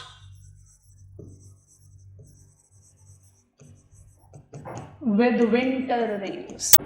It has got special type of alfeazole or podzolic, क्योंकि fertile soil है, पर इसको ये कह देना कि deciduous forest soil है तो गलत हो जाएगा ना, इसलिए special type of alfisol podzolic forest soil है। It has got sclerophyll vegetation, you know all adaptation. They are deep rooted but not pheriatophyte. They are short stunted bushes and trees. They have got small thick glossy leaves to maximize transpirational loss. They are largely pure standing evergreen plants. And heterotrophs includes sparser diversity of both herbivorous and carnivorous. क्या reason है कि diversity स्पार्सर है? क्योंकि वही primary production restrict हो जाता है ना long hot summer droughts. Primitive अब खत्म होने शुरू हो जाएंगे, प्रिमिटिव प्रैक्टिसेस अब नहीं अप्लाई होंगे। आप सोचो आपने इक्वेटोरियल में, मॉनसूनल में, सवाना में, ट्रॉपिकल सब ट्रॉपिकल डेजर्ट में प्रिमिटिव से शुरुआत की। And a primitive people who are still practicing something which is economically not that favorably mainstream. Mediterranean onwards primitive नहीं आएगा, बाकी दोबारा से जब unfavorable habitat में पहुंच जाएंगे, टाइगा, टुंड्रा, फिर वहां primitive दिखेगा, पर अभी मिड लैटिट्यूड और टेम्परेट लैटिट्यूड में नहीं दिखेगा। तो मेडिटेरेनियन में आपको क्या लगता है क्या होना चाहिए? Mediterranean human ecological adaptation is mixed commercial. बहुत ध्यान से सुनो क्या लिख रहे हैं, फार्मिंग।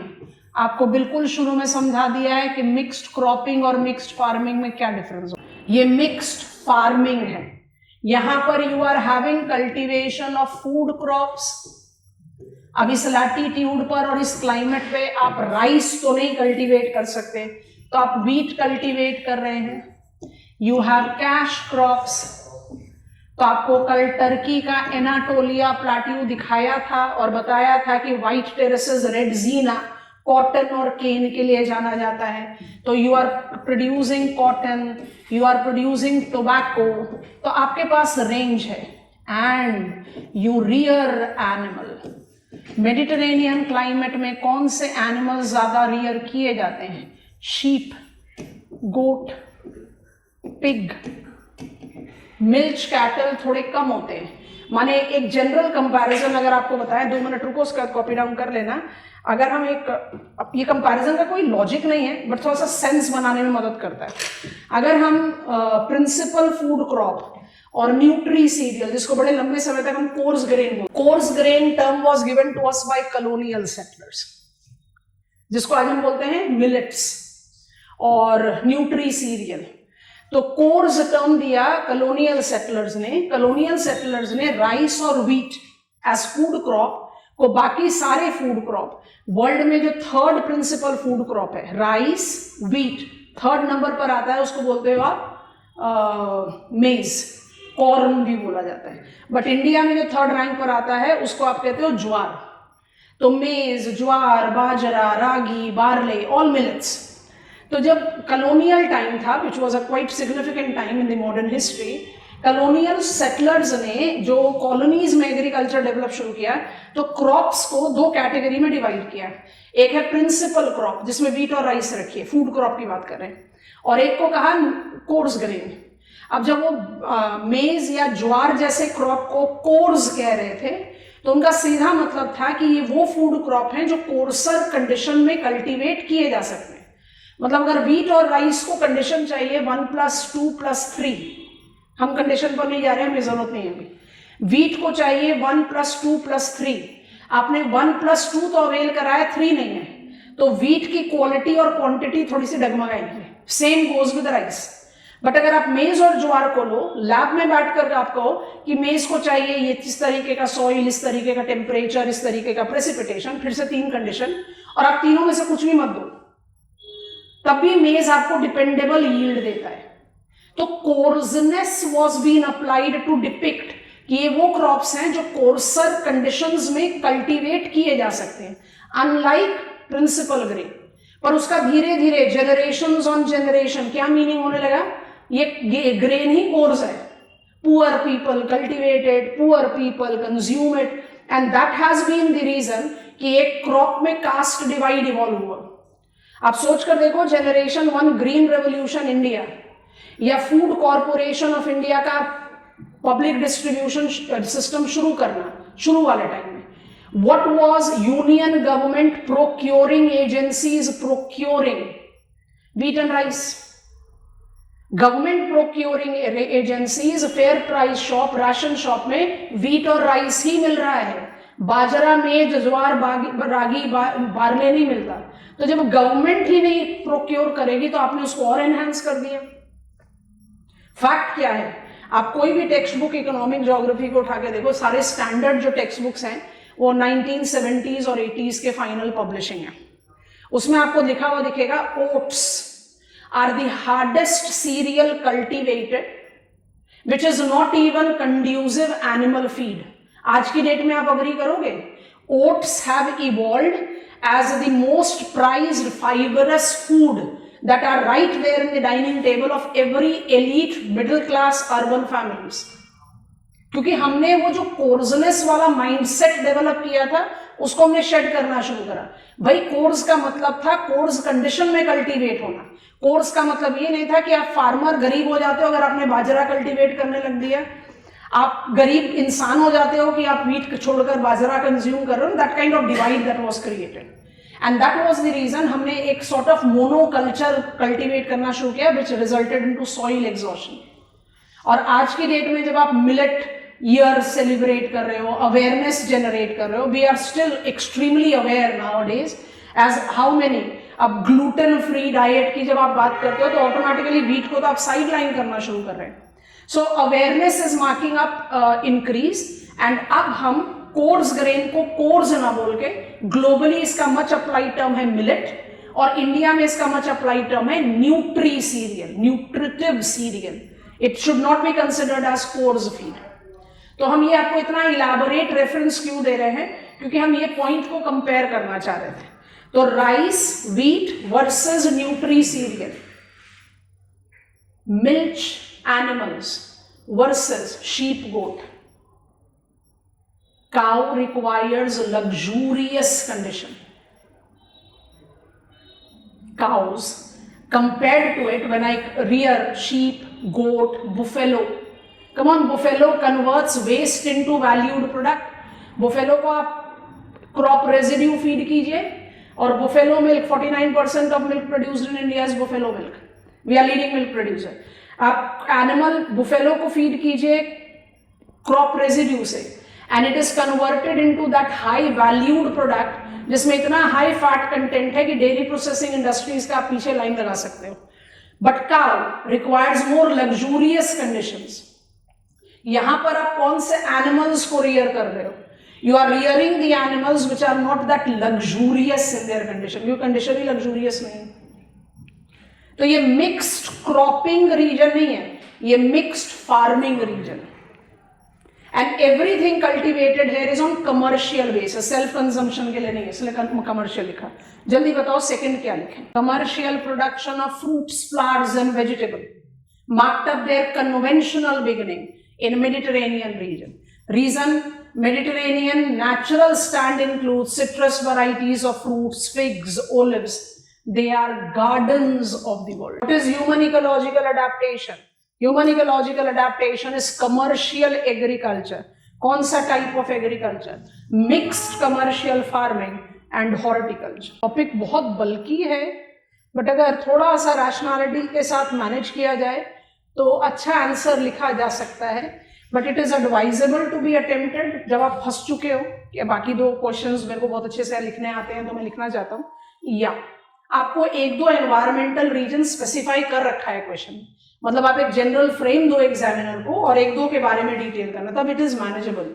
नहीं तो इस तरह में आप रनिंग ही लिख पाओगे, आप डिटेल्स दे ही नहीं पाओगे। आप खुद ही सोचो अभी तक आपने कितने पेजेस भर लिए? अभी तो आप 6 नंबर पर पहुंचे हो, 6 और बचे हुए हैं। आप 20 मार्क्स के क्वेश्चन में कितने पेजेस लिखोगे? 3-4 मैक्सिमम। तो it will be just touching and coming out, touching and coming out. तो क्वालिटी ऑफ आंसर तो इवॉल्व होता ही नहीं, इसलिए अवॉइड करना चाहिए। पर अगर कोई इंडिविजुअल एनवायरमेंटल रीजन पूछे तो इट मेक सेंस कि आप इसको लिखें। चलिए अब हम पहले एड ऑन करते हैं नंबर 7 को, फिर ग्रिड पर जाएंगे। नंबर 7 कौन सा एनवायरमेंटल रीजन है हमारा? चाइना टाइप, या आप इसको क्या बोल सकते हैं?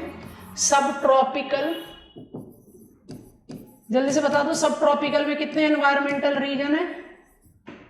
जल्दी बताओ, सब ट्रॉपिकल में कितने एनवायरमेंटल रीजन है? 3 होंगे ना भाई, 3। कौन कौन से? मेडिटेरेनियन, चाइना टाइप तो लिखा सर पर, मेडिटेरेनियन, डेजर्ट, चाइना टाइप। तीनों में सबसे वेट कौन सा है? चाइना टाइप, इसलिए सब ट्रॉपिकल वेट। चाइना टाइप तो सबसे बड़ा एरिया है, इसलिए चाइना टाइप बोल देते हैं। CW को हमने डिकोड भी किया था चाइना टाइप, बट सिर्फ चाइना में थोड़ी ना है, पीडमोंट प्लेन्स ऑफ अपैलेचियन में भी तो था। So moist wet subtropics. अच्छा, 5 पॉइंट का reminder, it is 30 degrees to 45 degrees north south in eastern margin.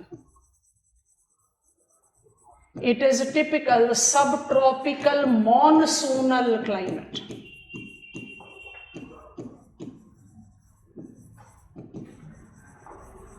That experiences Arctic frontal rain also. ये कहना किस लिए जरूरी है कि विंटर जो है वो थोड़ी सी ज्यादा ग्रिम हो जाती है यहाँ पर compare to monsoonal.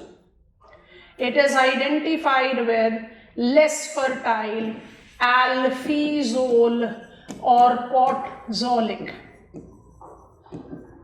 It has got monsoonal hardwood deciduous and bigger diversity. अभी आपको जानबूझकर चाइना और United States of America remind करवाया है। China is a bigger example है, but I do have USA. तो ह्यूमन इकोलॉजिकल अडेप्टेशंस को apply करते हैं, मदद करो। It's cultivation of crops and rearing of animals. China has 39% of urbanization. United States of America have got 90% of urbanization. सोच कर देखो, मतलब 39% ऑफ टोटल पॉपुलेशन। अब मेरा ये डेटा जो है 2010-11 का है, उसके बाद अपडेशन हमें नहीं मिला। चाइना का जो पॉपुलेशन शेयर है which lives in urban area, round off कर लो 40%, और United States of America rounded off 90%। दोनों बिग साइज कंट्रीज हैं. But and China as per 2010-11 UNFPA most populous था, और अब हम 2024 का ले ले तो second most populous India has surpassed, and United States of America maintains third rank. United States of America का पॉपुलेशन जो है रैंकिंग में तो थर्ड आ रहा है, but what is the share of global population that USA have? Less than 5%, जिसमें 90% population रह रही है अर्बन एरिया में. तो आप खुद सोचो कि रूरल एरिया में कितनी जनता रह रही होगी, बहुत कम. अब चाइना को अप्लाई करो. चाइना अकाउंट्स फॉर रफली 19% ऑफ ग्लोबल पॉपुलेशन, जिसमें 40% की अर्बनाइजेशन है, 60% रूरल एरिया में रह रही है. आपको समझ में आ गया क्यों लिखा इंटेंसिव और एक्सटेंसिव? कमर्शियल है दोनों. Intensive will go with China like country and extensive will go with USA like country. Intensive extensive culture का क्या प्रैक्टिस है? Land holding, land man ratio. Land man ratio unfavourable होगा तो intensive. India is an intensive culture. Mixed farming, commercial mixed farming. और क्या आता है दिमाग में? Come on. China, India and United States of America are the 3 leading producers of cotton in world.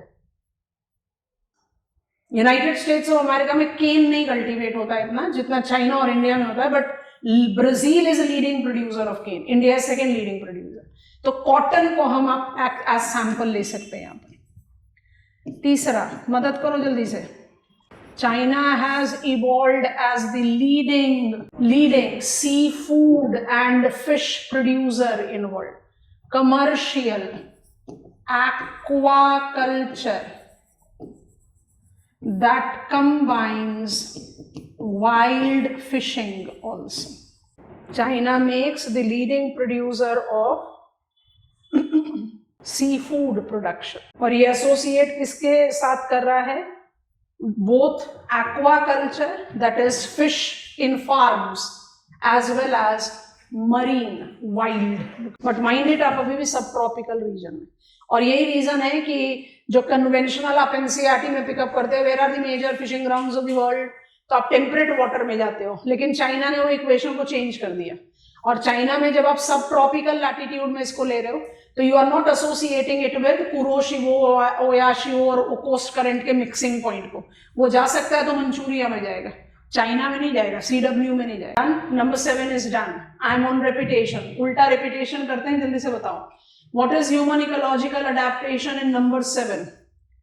Commercial mixed farming, commercial non traditional plantation and aquaculture. What are the human ecological adaptation in Mediterranean? Commercial mixed farming, horticulture. मतलब यहाँ पर subsistence या primitive अगर कुछ है तो इधर आ रहा है. What is the human ecological adaptation in subtropical desert? Nomadic herding. I have got horse herders here. Number 2, subsistence agriculture. Mixed cropping है essentially, एज इन फर्टाइल लोलैंड्स हमने तुरानियन सेलेक्ट किया, एंड एक्सट्रैक्टिव जिसमें ऑयल, नेचुरल गैस, कोल. Kazakhstan में कारगंडा कोल fields भी हैं, आप multiple mining को ले सकते हैं. What is human ecological adaptation in tropical desert? Nomadic herding again. Budwins, the camel herders, are very good representative. Number 2, wherever there is fertile soil available, it is farming. Which type of farming? It is incorporating commercial mixed cropping. Cropping factors में क्या क्या ले रहे हो? Cotton भी ले रहे हो, wheat भी ले रहे हो.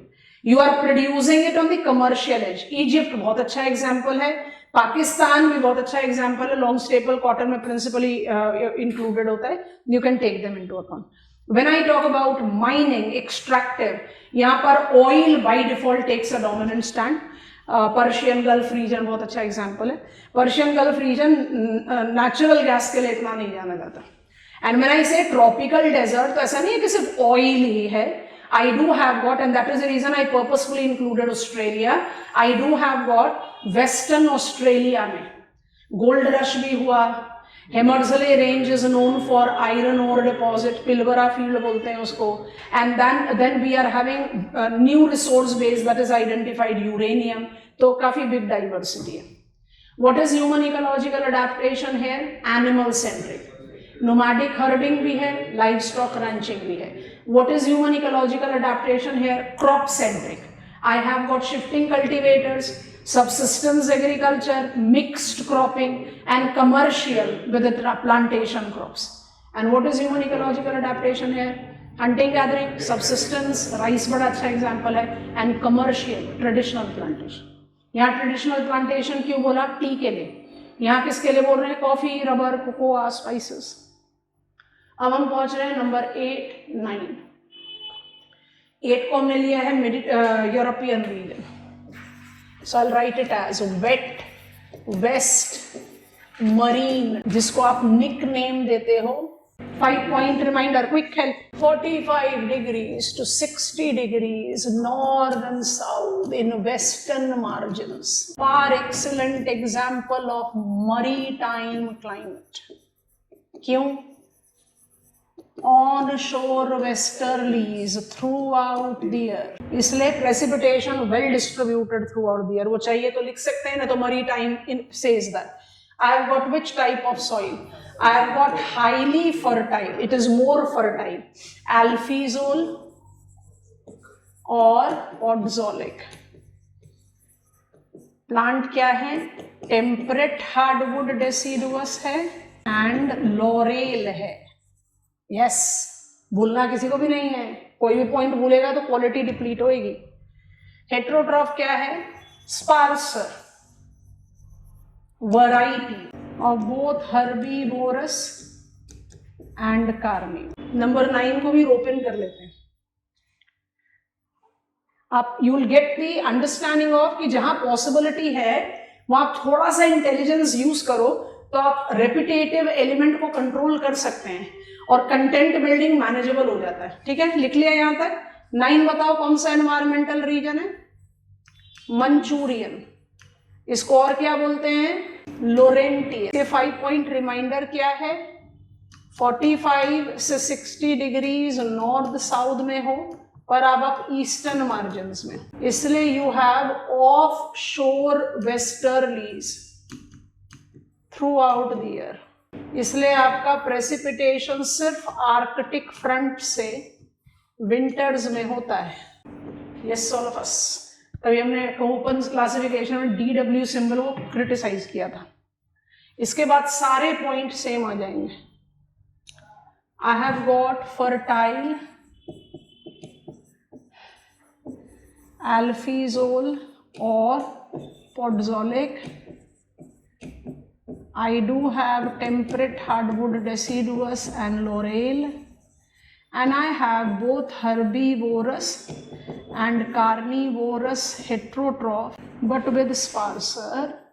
तो जरूरत हो तो क्लब अप कर लो, जरूरत नहीं हो तो क्लब अप मत करो, क्योंकि हो सकता है एग्जामिनर आपको एक दोनों में से कोई एक एनवायरमेंटल रीजन दे दे, तो फिर आपके पास कैपेसिटी होनी चाहिए कि आप इसी कंटेंट को एनलार्ज भी कर पाओ. You getting reminder of what we are writing?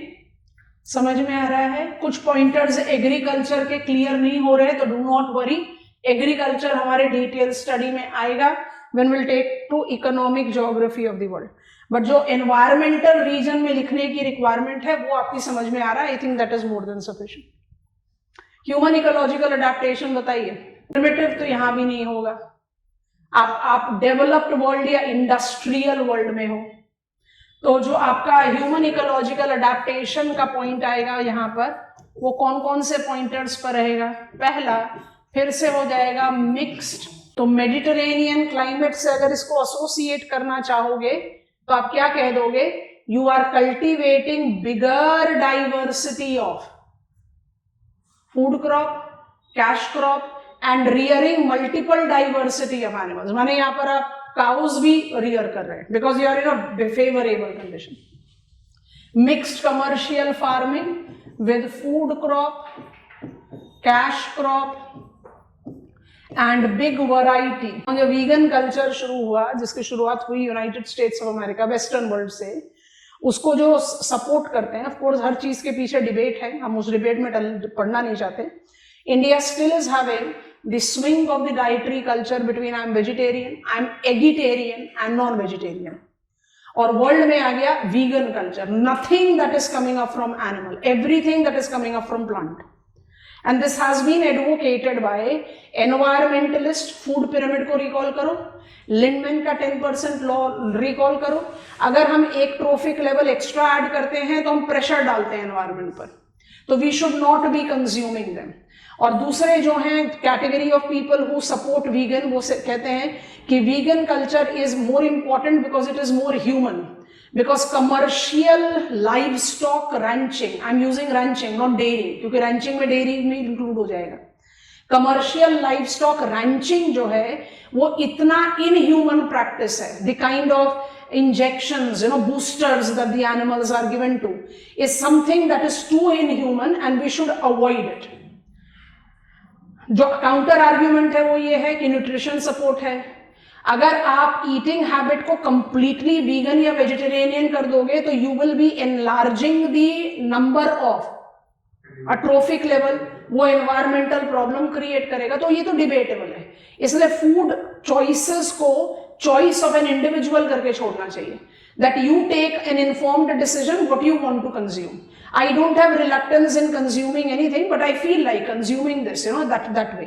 तो इसलिए जब आप mixed commercial farming in developed world की बात करते हैं, आप डेवलप्ड वर्ल्ड में हैं, क्योंकि यहां पर आप कनाडा को भी पिकअप कर रहे हो. You are trying to justify that this mixed commercial farming incorporate all the varieties of crops and livestock because they have got huge market to it.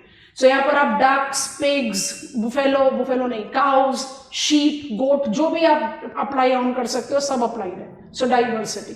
दूसरी चीज आप इसमें क्या अप्लाई करते हैं when it comes to developed world? Anything coming up in your mind? Aquaculture की जगह extractive. आप सारे major fishing grounds of the world में हैं.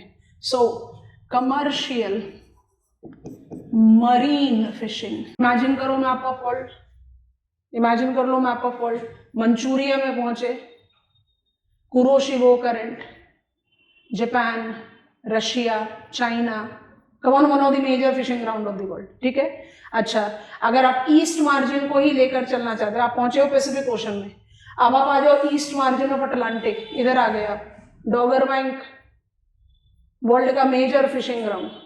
तो आप जब फिशिंग ग्राउंड की बात कर रहे हो तो हम वेस्ट मार्जिन के लिए लिख देते हैं डॉगर बैंक. हम इसको पढ़ेंगे डिटेल्स में ओशियानोग्राफी में. और यहां पर आपको अगर एग्जाम्पल लिखना है तो आप लिख सकते हो North West Pacific. North West Pacific east margin of land होगा. North West Atlantic, North West Atlantic. Prelim में क्वेश्चन पूछा हुआ है, what is the primary activity people of Newfoundland is engaged in? Fishing. Grand and George bank. Environmental region में आप बिल्कुल, पर इसको लिखना हमेशा थर्ड लेवल पर, फर्स्ट टू को यही लिखना. अगर आप यूनाइटेड किंगडम में हैं, जापान में है, यूनाइटेड स्टेट्स ऑफ अमेरिका के और कनाडा के दोनों वेस्ट और ईस्ट शोर में मेजर कमर्शियल फिशिंग ग्राउंड, वहां पर कैलिफोर्निया शोर में और यहाँ पर ग्रैंड एंड जॉर्ज बैंक. तो फिशिंग है, कमर्शियल मिक्स्ड फार्मिंग है, diversity of crops and animals है. पर अगर इसी लैटिट्यूड पर, इन्हीं दो क्लाइमेट में हम आपको कहें डेनमार्क को पकड़ो, न्यूजीलैंड को पकड़ो, तो आपके दिमाग में क्या आ रहा है? Commercial dairy farming. I hope it is comfortable. Has to be given a separate mention. World का सबसे मेजर डेयरी फार्मिंग जोन.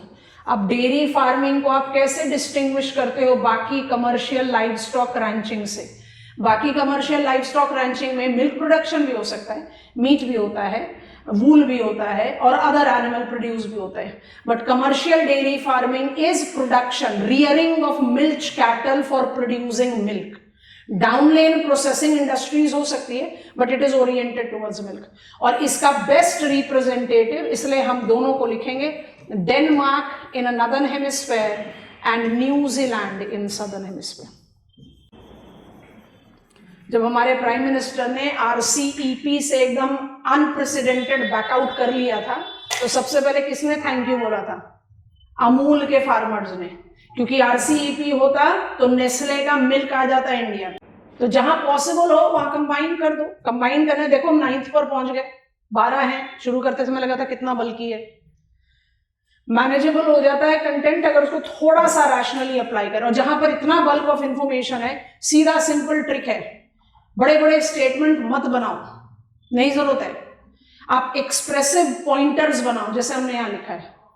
कोई हार्ड एंड फास्ट रूल नहीं है कि आपको बड़े बड़े स्टेटमेंट बनाने। पैराग्राफ पर पैराग्राफ लिखने का टाइम तब था जब हमारे एग्जामिनेशन में 60 मार्क का एक क्वेश्चन आता था।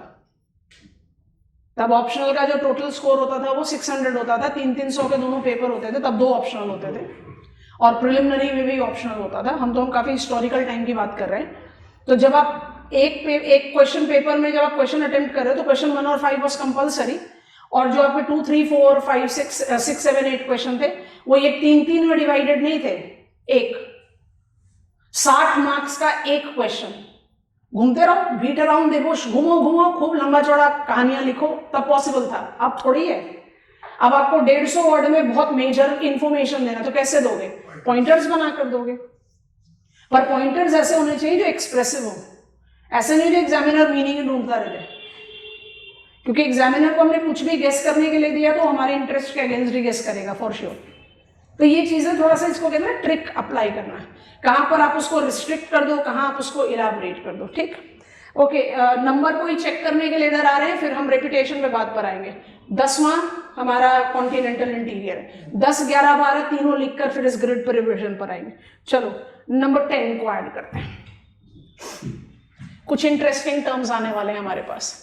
Number 10 is grassland reason.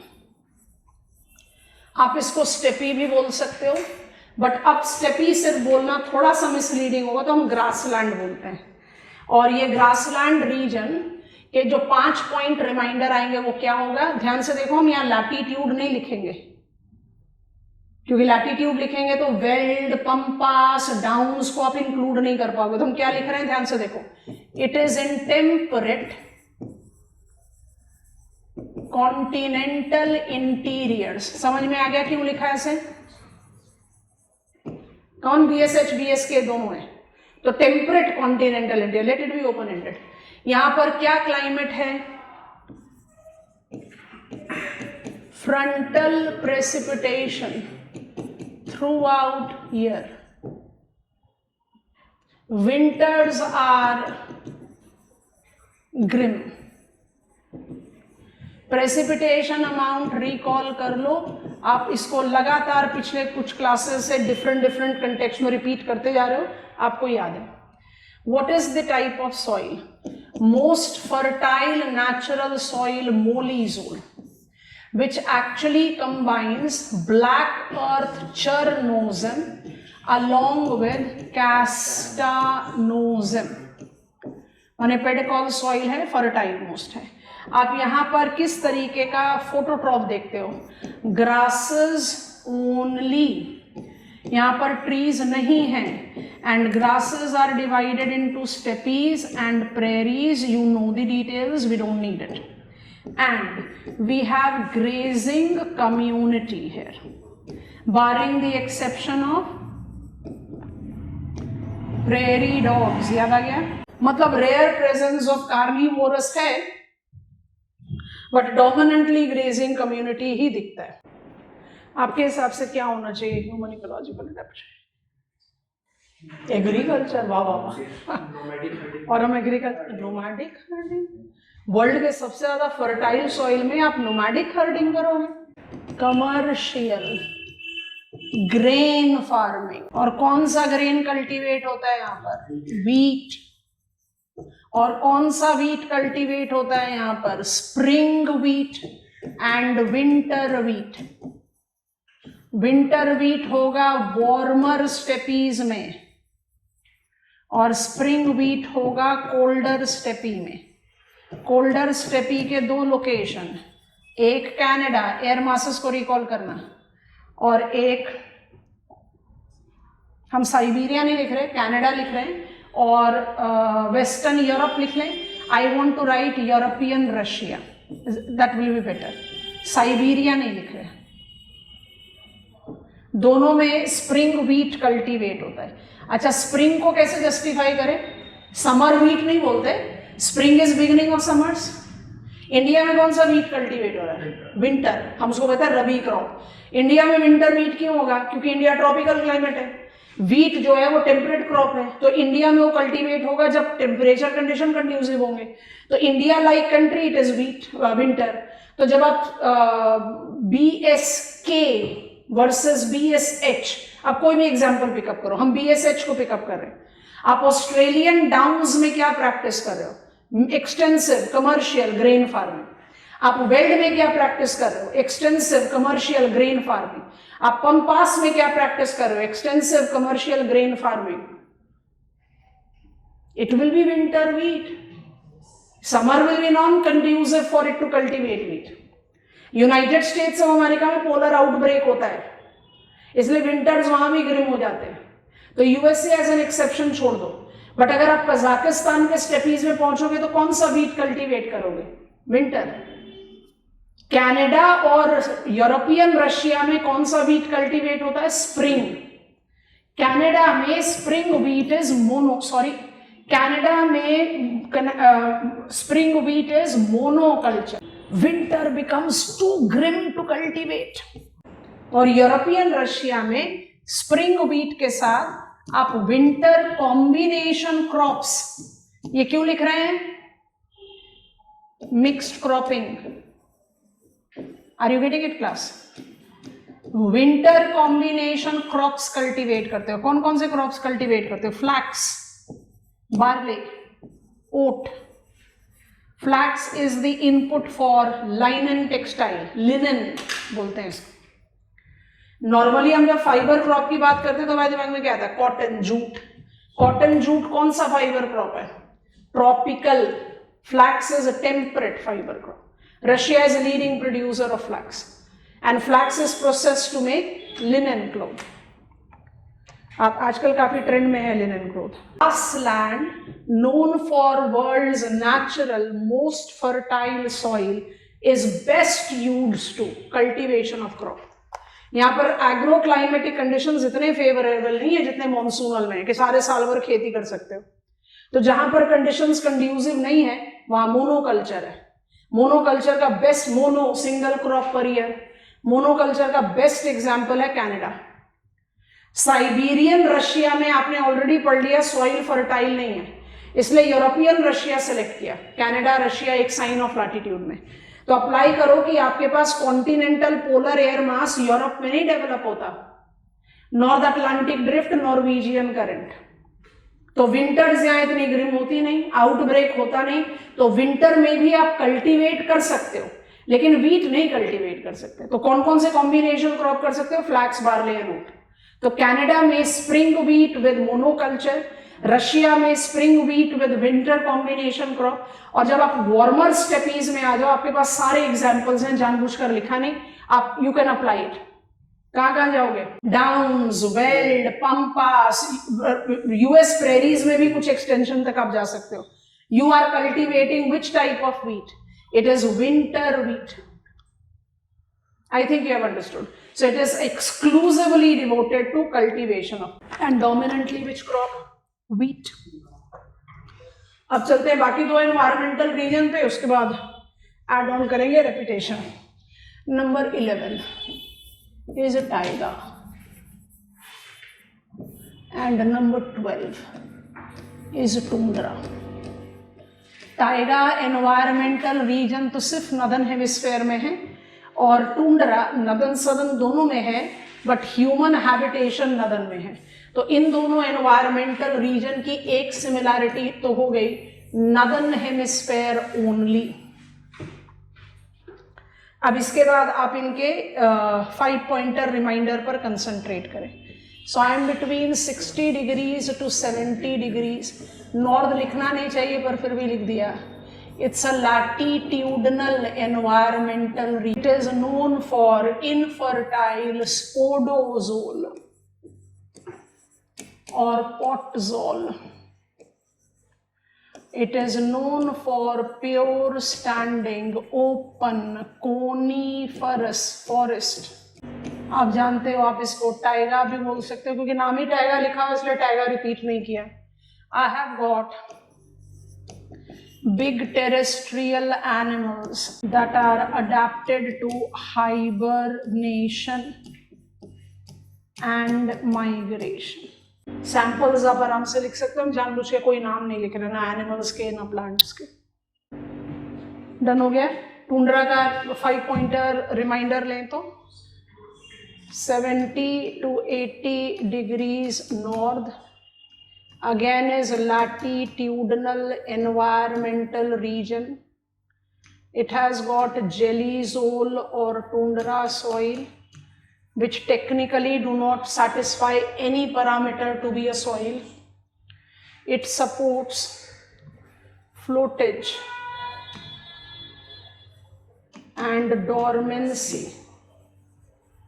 of phototrophs, and it supports dormancy and migration of heterotrophs. Similar नहीं है. ह्यूमन इकोलॉजिकल अडेप्टेशन, टाइगा में ह्यूमन इकोलॉजिकल अडेप्टेशन होगा lumbar. Commercial it is largely for the production of pulp and it is also having commercial, जैसे seal जो कि फर clothes के लिए raw material provide करता है और मीट के लिए भी ट्रैप किया जाता है. टर्म है हंटिंग नहीं बोलते, ट्रैपिंग बोलते हैं. यहाँ पर कमर्शियल है दोनों. इस लैटिट्यूड पर आप कमॉन, कनाडा में आप कह रहे हो मोनोकल्चर ऑफ फीड, टाइगा में आते आते सॉइल भी इनफर्टाइल हो गया, कंडीशंस और अनफेवरेबल हो गया, तो किस तरह का डाइटरी कल्चर होगा? कार्निवोरस ही होगा. When I come to tundra, I have primitive people, permanent residents, और ये जो परमानेंट रेजिडेंस है ये किस पर डिपेंडेंट है? रेनडियर.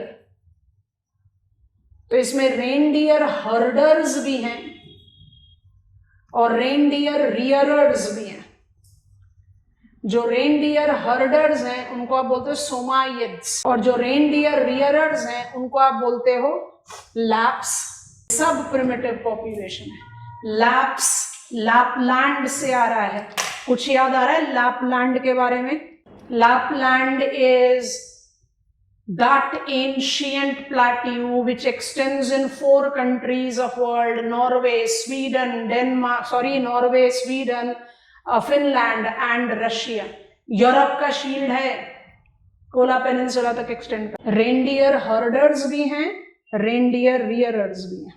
No human. चलो उल्टा पॉइंट पर रिमाइंडर पर ले जा रहे हैं, जल्दी जल्दी मदद कर दो. Human ecological adaptation, primitive people as permanent resident. Herder भी होंगे, रियरर्स भी होंगे. कल्टीवेशन आउट ऑफ क्वेश्चन है.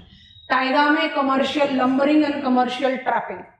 चाहे आप उसको रशिया में ले जाओ, चाहे आप उसको कनाडा में ले जाओ. Canada is a good example. Both 9 and 8 are commercial extensive mixed farming zone with marine aquaculture.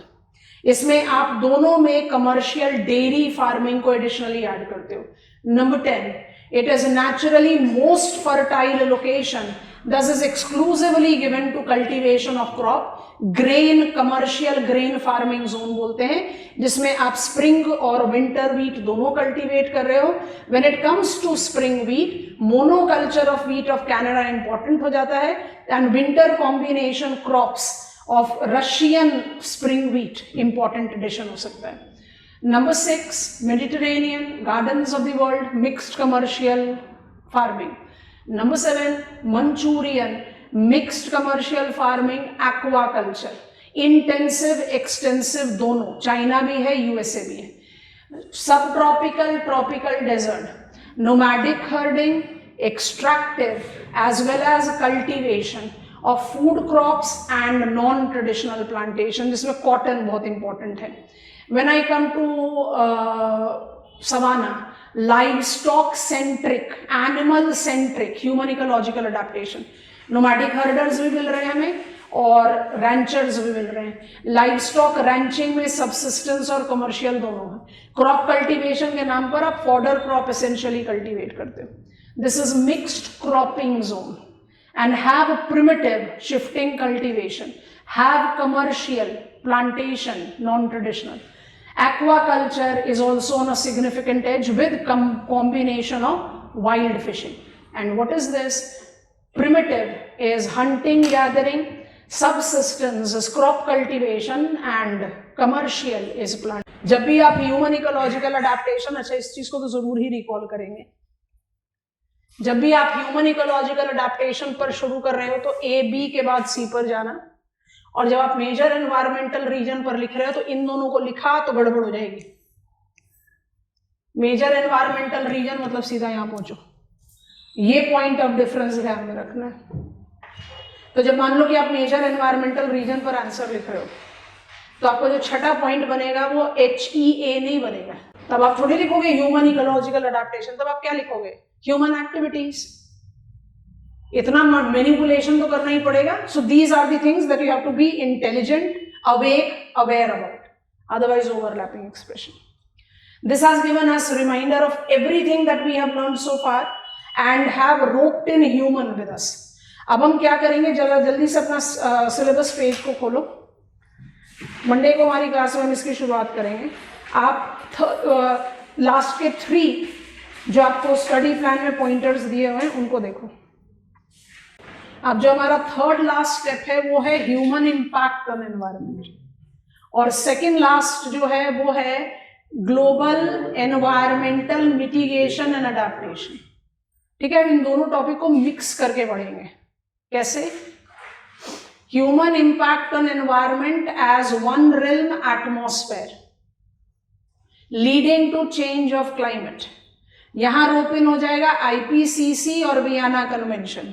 जैसे हमने IPCC वियना कन्वेंशन का what are the causes, what are likely consequences of change of climate कर लेंगे, बड़ी सारी चीजें attach होंगी।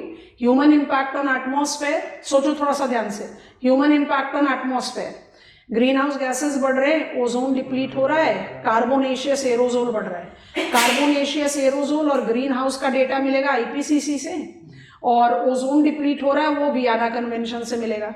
जैसे इन तीनों को अप्लाई करेंगे, कॉन्सिक्वेंस कहेंगे तो कहेंगे क्लाइमेट चेंज। क्लाइमेट चेंज मुझे पहला डेविएशन देगा।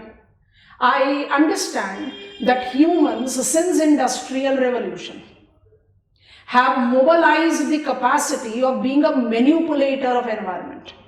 हम 10,000 साल बिफोर प्रेजेंट से सरफेस ऑफ द अर्थ पर है, पर तब हम प्रिमिटिव थे। हमने कैपेसिटी डेवलप की है to mould environment only after industrial revolution. Planet earth की हिस्ट्री है 4,000 मिलियन ईयर्स। ह्यूमंस का एग्जिस्टेंस तो एक छोटे फ्रैक्शन ऑफ सेकंड के टाइम पर है, और उसके भी फ्रैक्शन पर हमने कैपेसिटी डेवलप की है मोल्ड करने की। और पूरा का पूरा जियोलॉजिकल हिस्ट्री कहता है there have been so many cyclic events of climate change. तो क्लाइमेट चेंज मुझे पहला डेविएशन देगा। एग्जामिनर ने मुझे क्वेश्चन दिया what is meant by climate change, identify its causes, और हमने अपने माइंडसेट में या ओवर प्रेशराइज्ड या ओवर एम्फसाइज कंटेंट में लिखा climate changes because of IPCC, green house gases, carbonaceous aerosol, Vienna convention, ODS, ozone depleting substances. मेरा answer है इनकम्प्लीट। क्लाइमेट चेंज के 2 कॉजेस हैं, नेचुरल एंड एंथ्रोपोसेंट्रिक। नेचुरल में आएगा Milankovitch cycle, solar output variation, volcanic dust hypothesis and continent drift theory. ऐसा ऐसे deviation handle करना है हमको। तो human impact on atmosphere, climate change, natural causes of climate change, human induced. हम पहले ह्यूमन इंड्यूस पढ़ेंगे ताकि हमारी कंटिन्यूटी बनी रहे, क्योंकि जब आप human induce causes of climate change करते हो तो वही है green house gases, carbonaceous aerosol and ozone depletion. और वहीं पर IPCC कहता है what are likely to be the consequences. IPCC 6th assessment report सारे consequences of human induce climate change ले लेंगे। और नेचर इंड्यूस क्लाइमेट चेंज क्या करता है? Evolution of life, destruction of it. यहीं पर हम आपको बिग 5 के बारे में बताएंगे। 5 मास एक्सटिंक्शन हमारे ग्लोबल हिस्ट्री में हो चुके हैं। छठे पर प्रिलिमिनरी में क्वेश्चन पूछा गया है, 6th mass extinction is projected to be human induce. इसके बाद हम सेकेंड लास्ट टॉपिक पर स्विंग इन कर जाएंगे, खाली एटमॉस्फेयर को पकड़ने के बाद। Human global mitigation and adaptation attempt, environment education, environment legislation, सब कुछ लिखा है। उसका बैकग्राउंड तैयार करके हम पकड़ेंगे United Nations framework convention on climate change, Kyoto protocol, now Paris agreement, Montreal Protocol, which is Vienna Convention, now Kigali Arrangement. What we are doing as global community to mitigate and adapt to climate change. तो पूरा climate change का column खत्म हो जाएगा, atmosphere out हो जाएगा. उसके बाद हम पिकअप करेंगे human impact on hydrosphere and biosphere together, क्योंकि एक्वाटिक इकोसिस्टम भी है और life bearing habitat as biosphere भी है. तो वहां पर हम पिकअप कर लो desertification, biodiversity depletion, deforestation, channelization, pollution, eutrophication, सारी चीजों को पढ़ के उसको सीधा सीधा अप्लाई कर देंगे. उसका कॉन्सिक्वेंस क्या हो रहा है? हैबिटेट डिस्ट्रक्शन हो रहा है भाई, बायोडाइवर्सिटी लॉस हो रहा है. What are we doing as global community? क्योंकि तब तक तो बैकग्राउंड तैयार हो जाएगा कि what we are doing as global community, what is meant by environment education, what is meant by environment legislation. वो बैकग्राउंड तो तैयार है. तो सीधा कन्वेंशन पकड़ेंगे. UNCBD अम्ब्रेला कन्वेंशन है, उसके सारे प्रोविजंस लेके फिर बाकी टेल एंडर convention, CITES, CMS, Bonn convention and then Ramsar convention जो मेजर है, उनके बारे में बात कर लेंगे. ये ब्लॉक खत्म हो जाएगा. फिर जाएंगे human impact on lithosphere. Human impact on lithosphere में जो सबसे इंपॉर्टेंट ब्लॉक है वो सॉइल इरोजन है. वो करने के बाद कंक्लूड कर देंगे सॉइल इरोजन मिटिगेशन के लिए हम क्या क्या कर रहे हैं, causes, consequences and what we are doing. तो हम इस तरह से ऑर्गेनाइज कर लेंगे and then finally will be landing on to design. इससे कंटेंट बहुत अच्छी तरह से ऑर्गेनाइज हो जाएगा और जो आपको एक आंसर बिल्डिंग के लिए जो लिंक चाहिए वो बड़े आराम से क्रिएट होगा. तो हम वो डिजास्टर को बिल्कुल अलग रखेंगे, लेकिन जो second last and third last topic हमको मिक्स करके पढ़ना शुरू करें. तो it will be a big bulk but very interesting topic.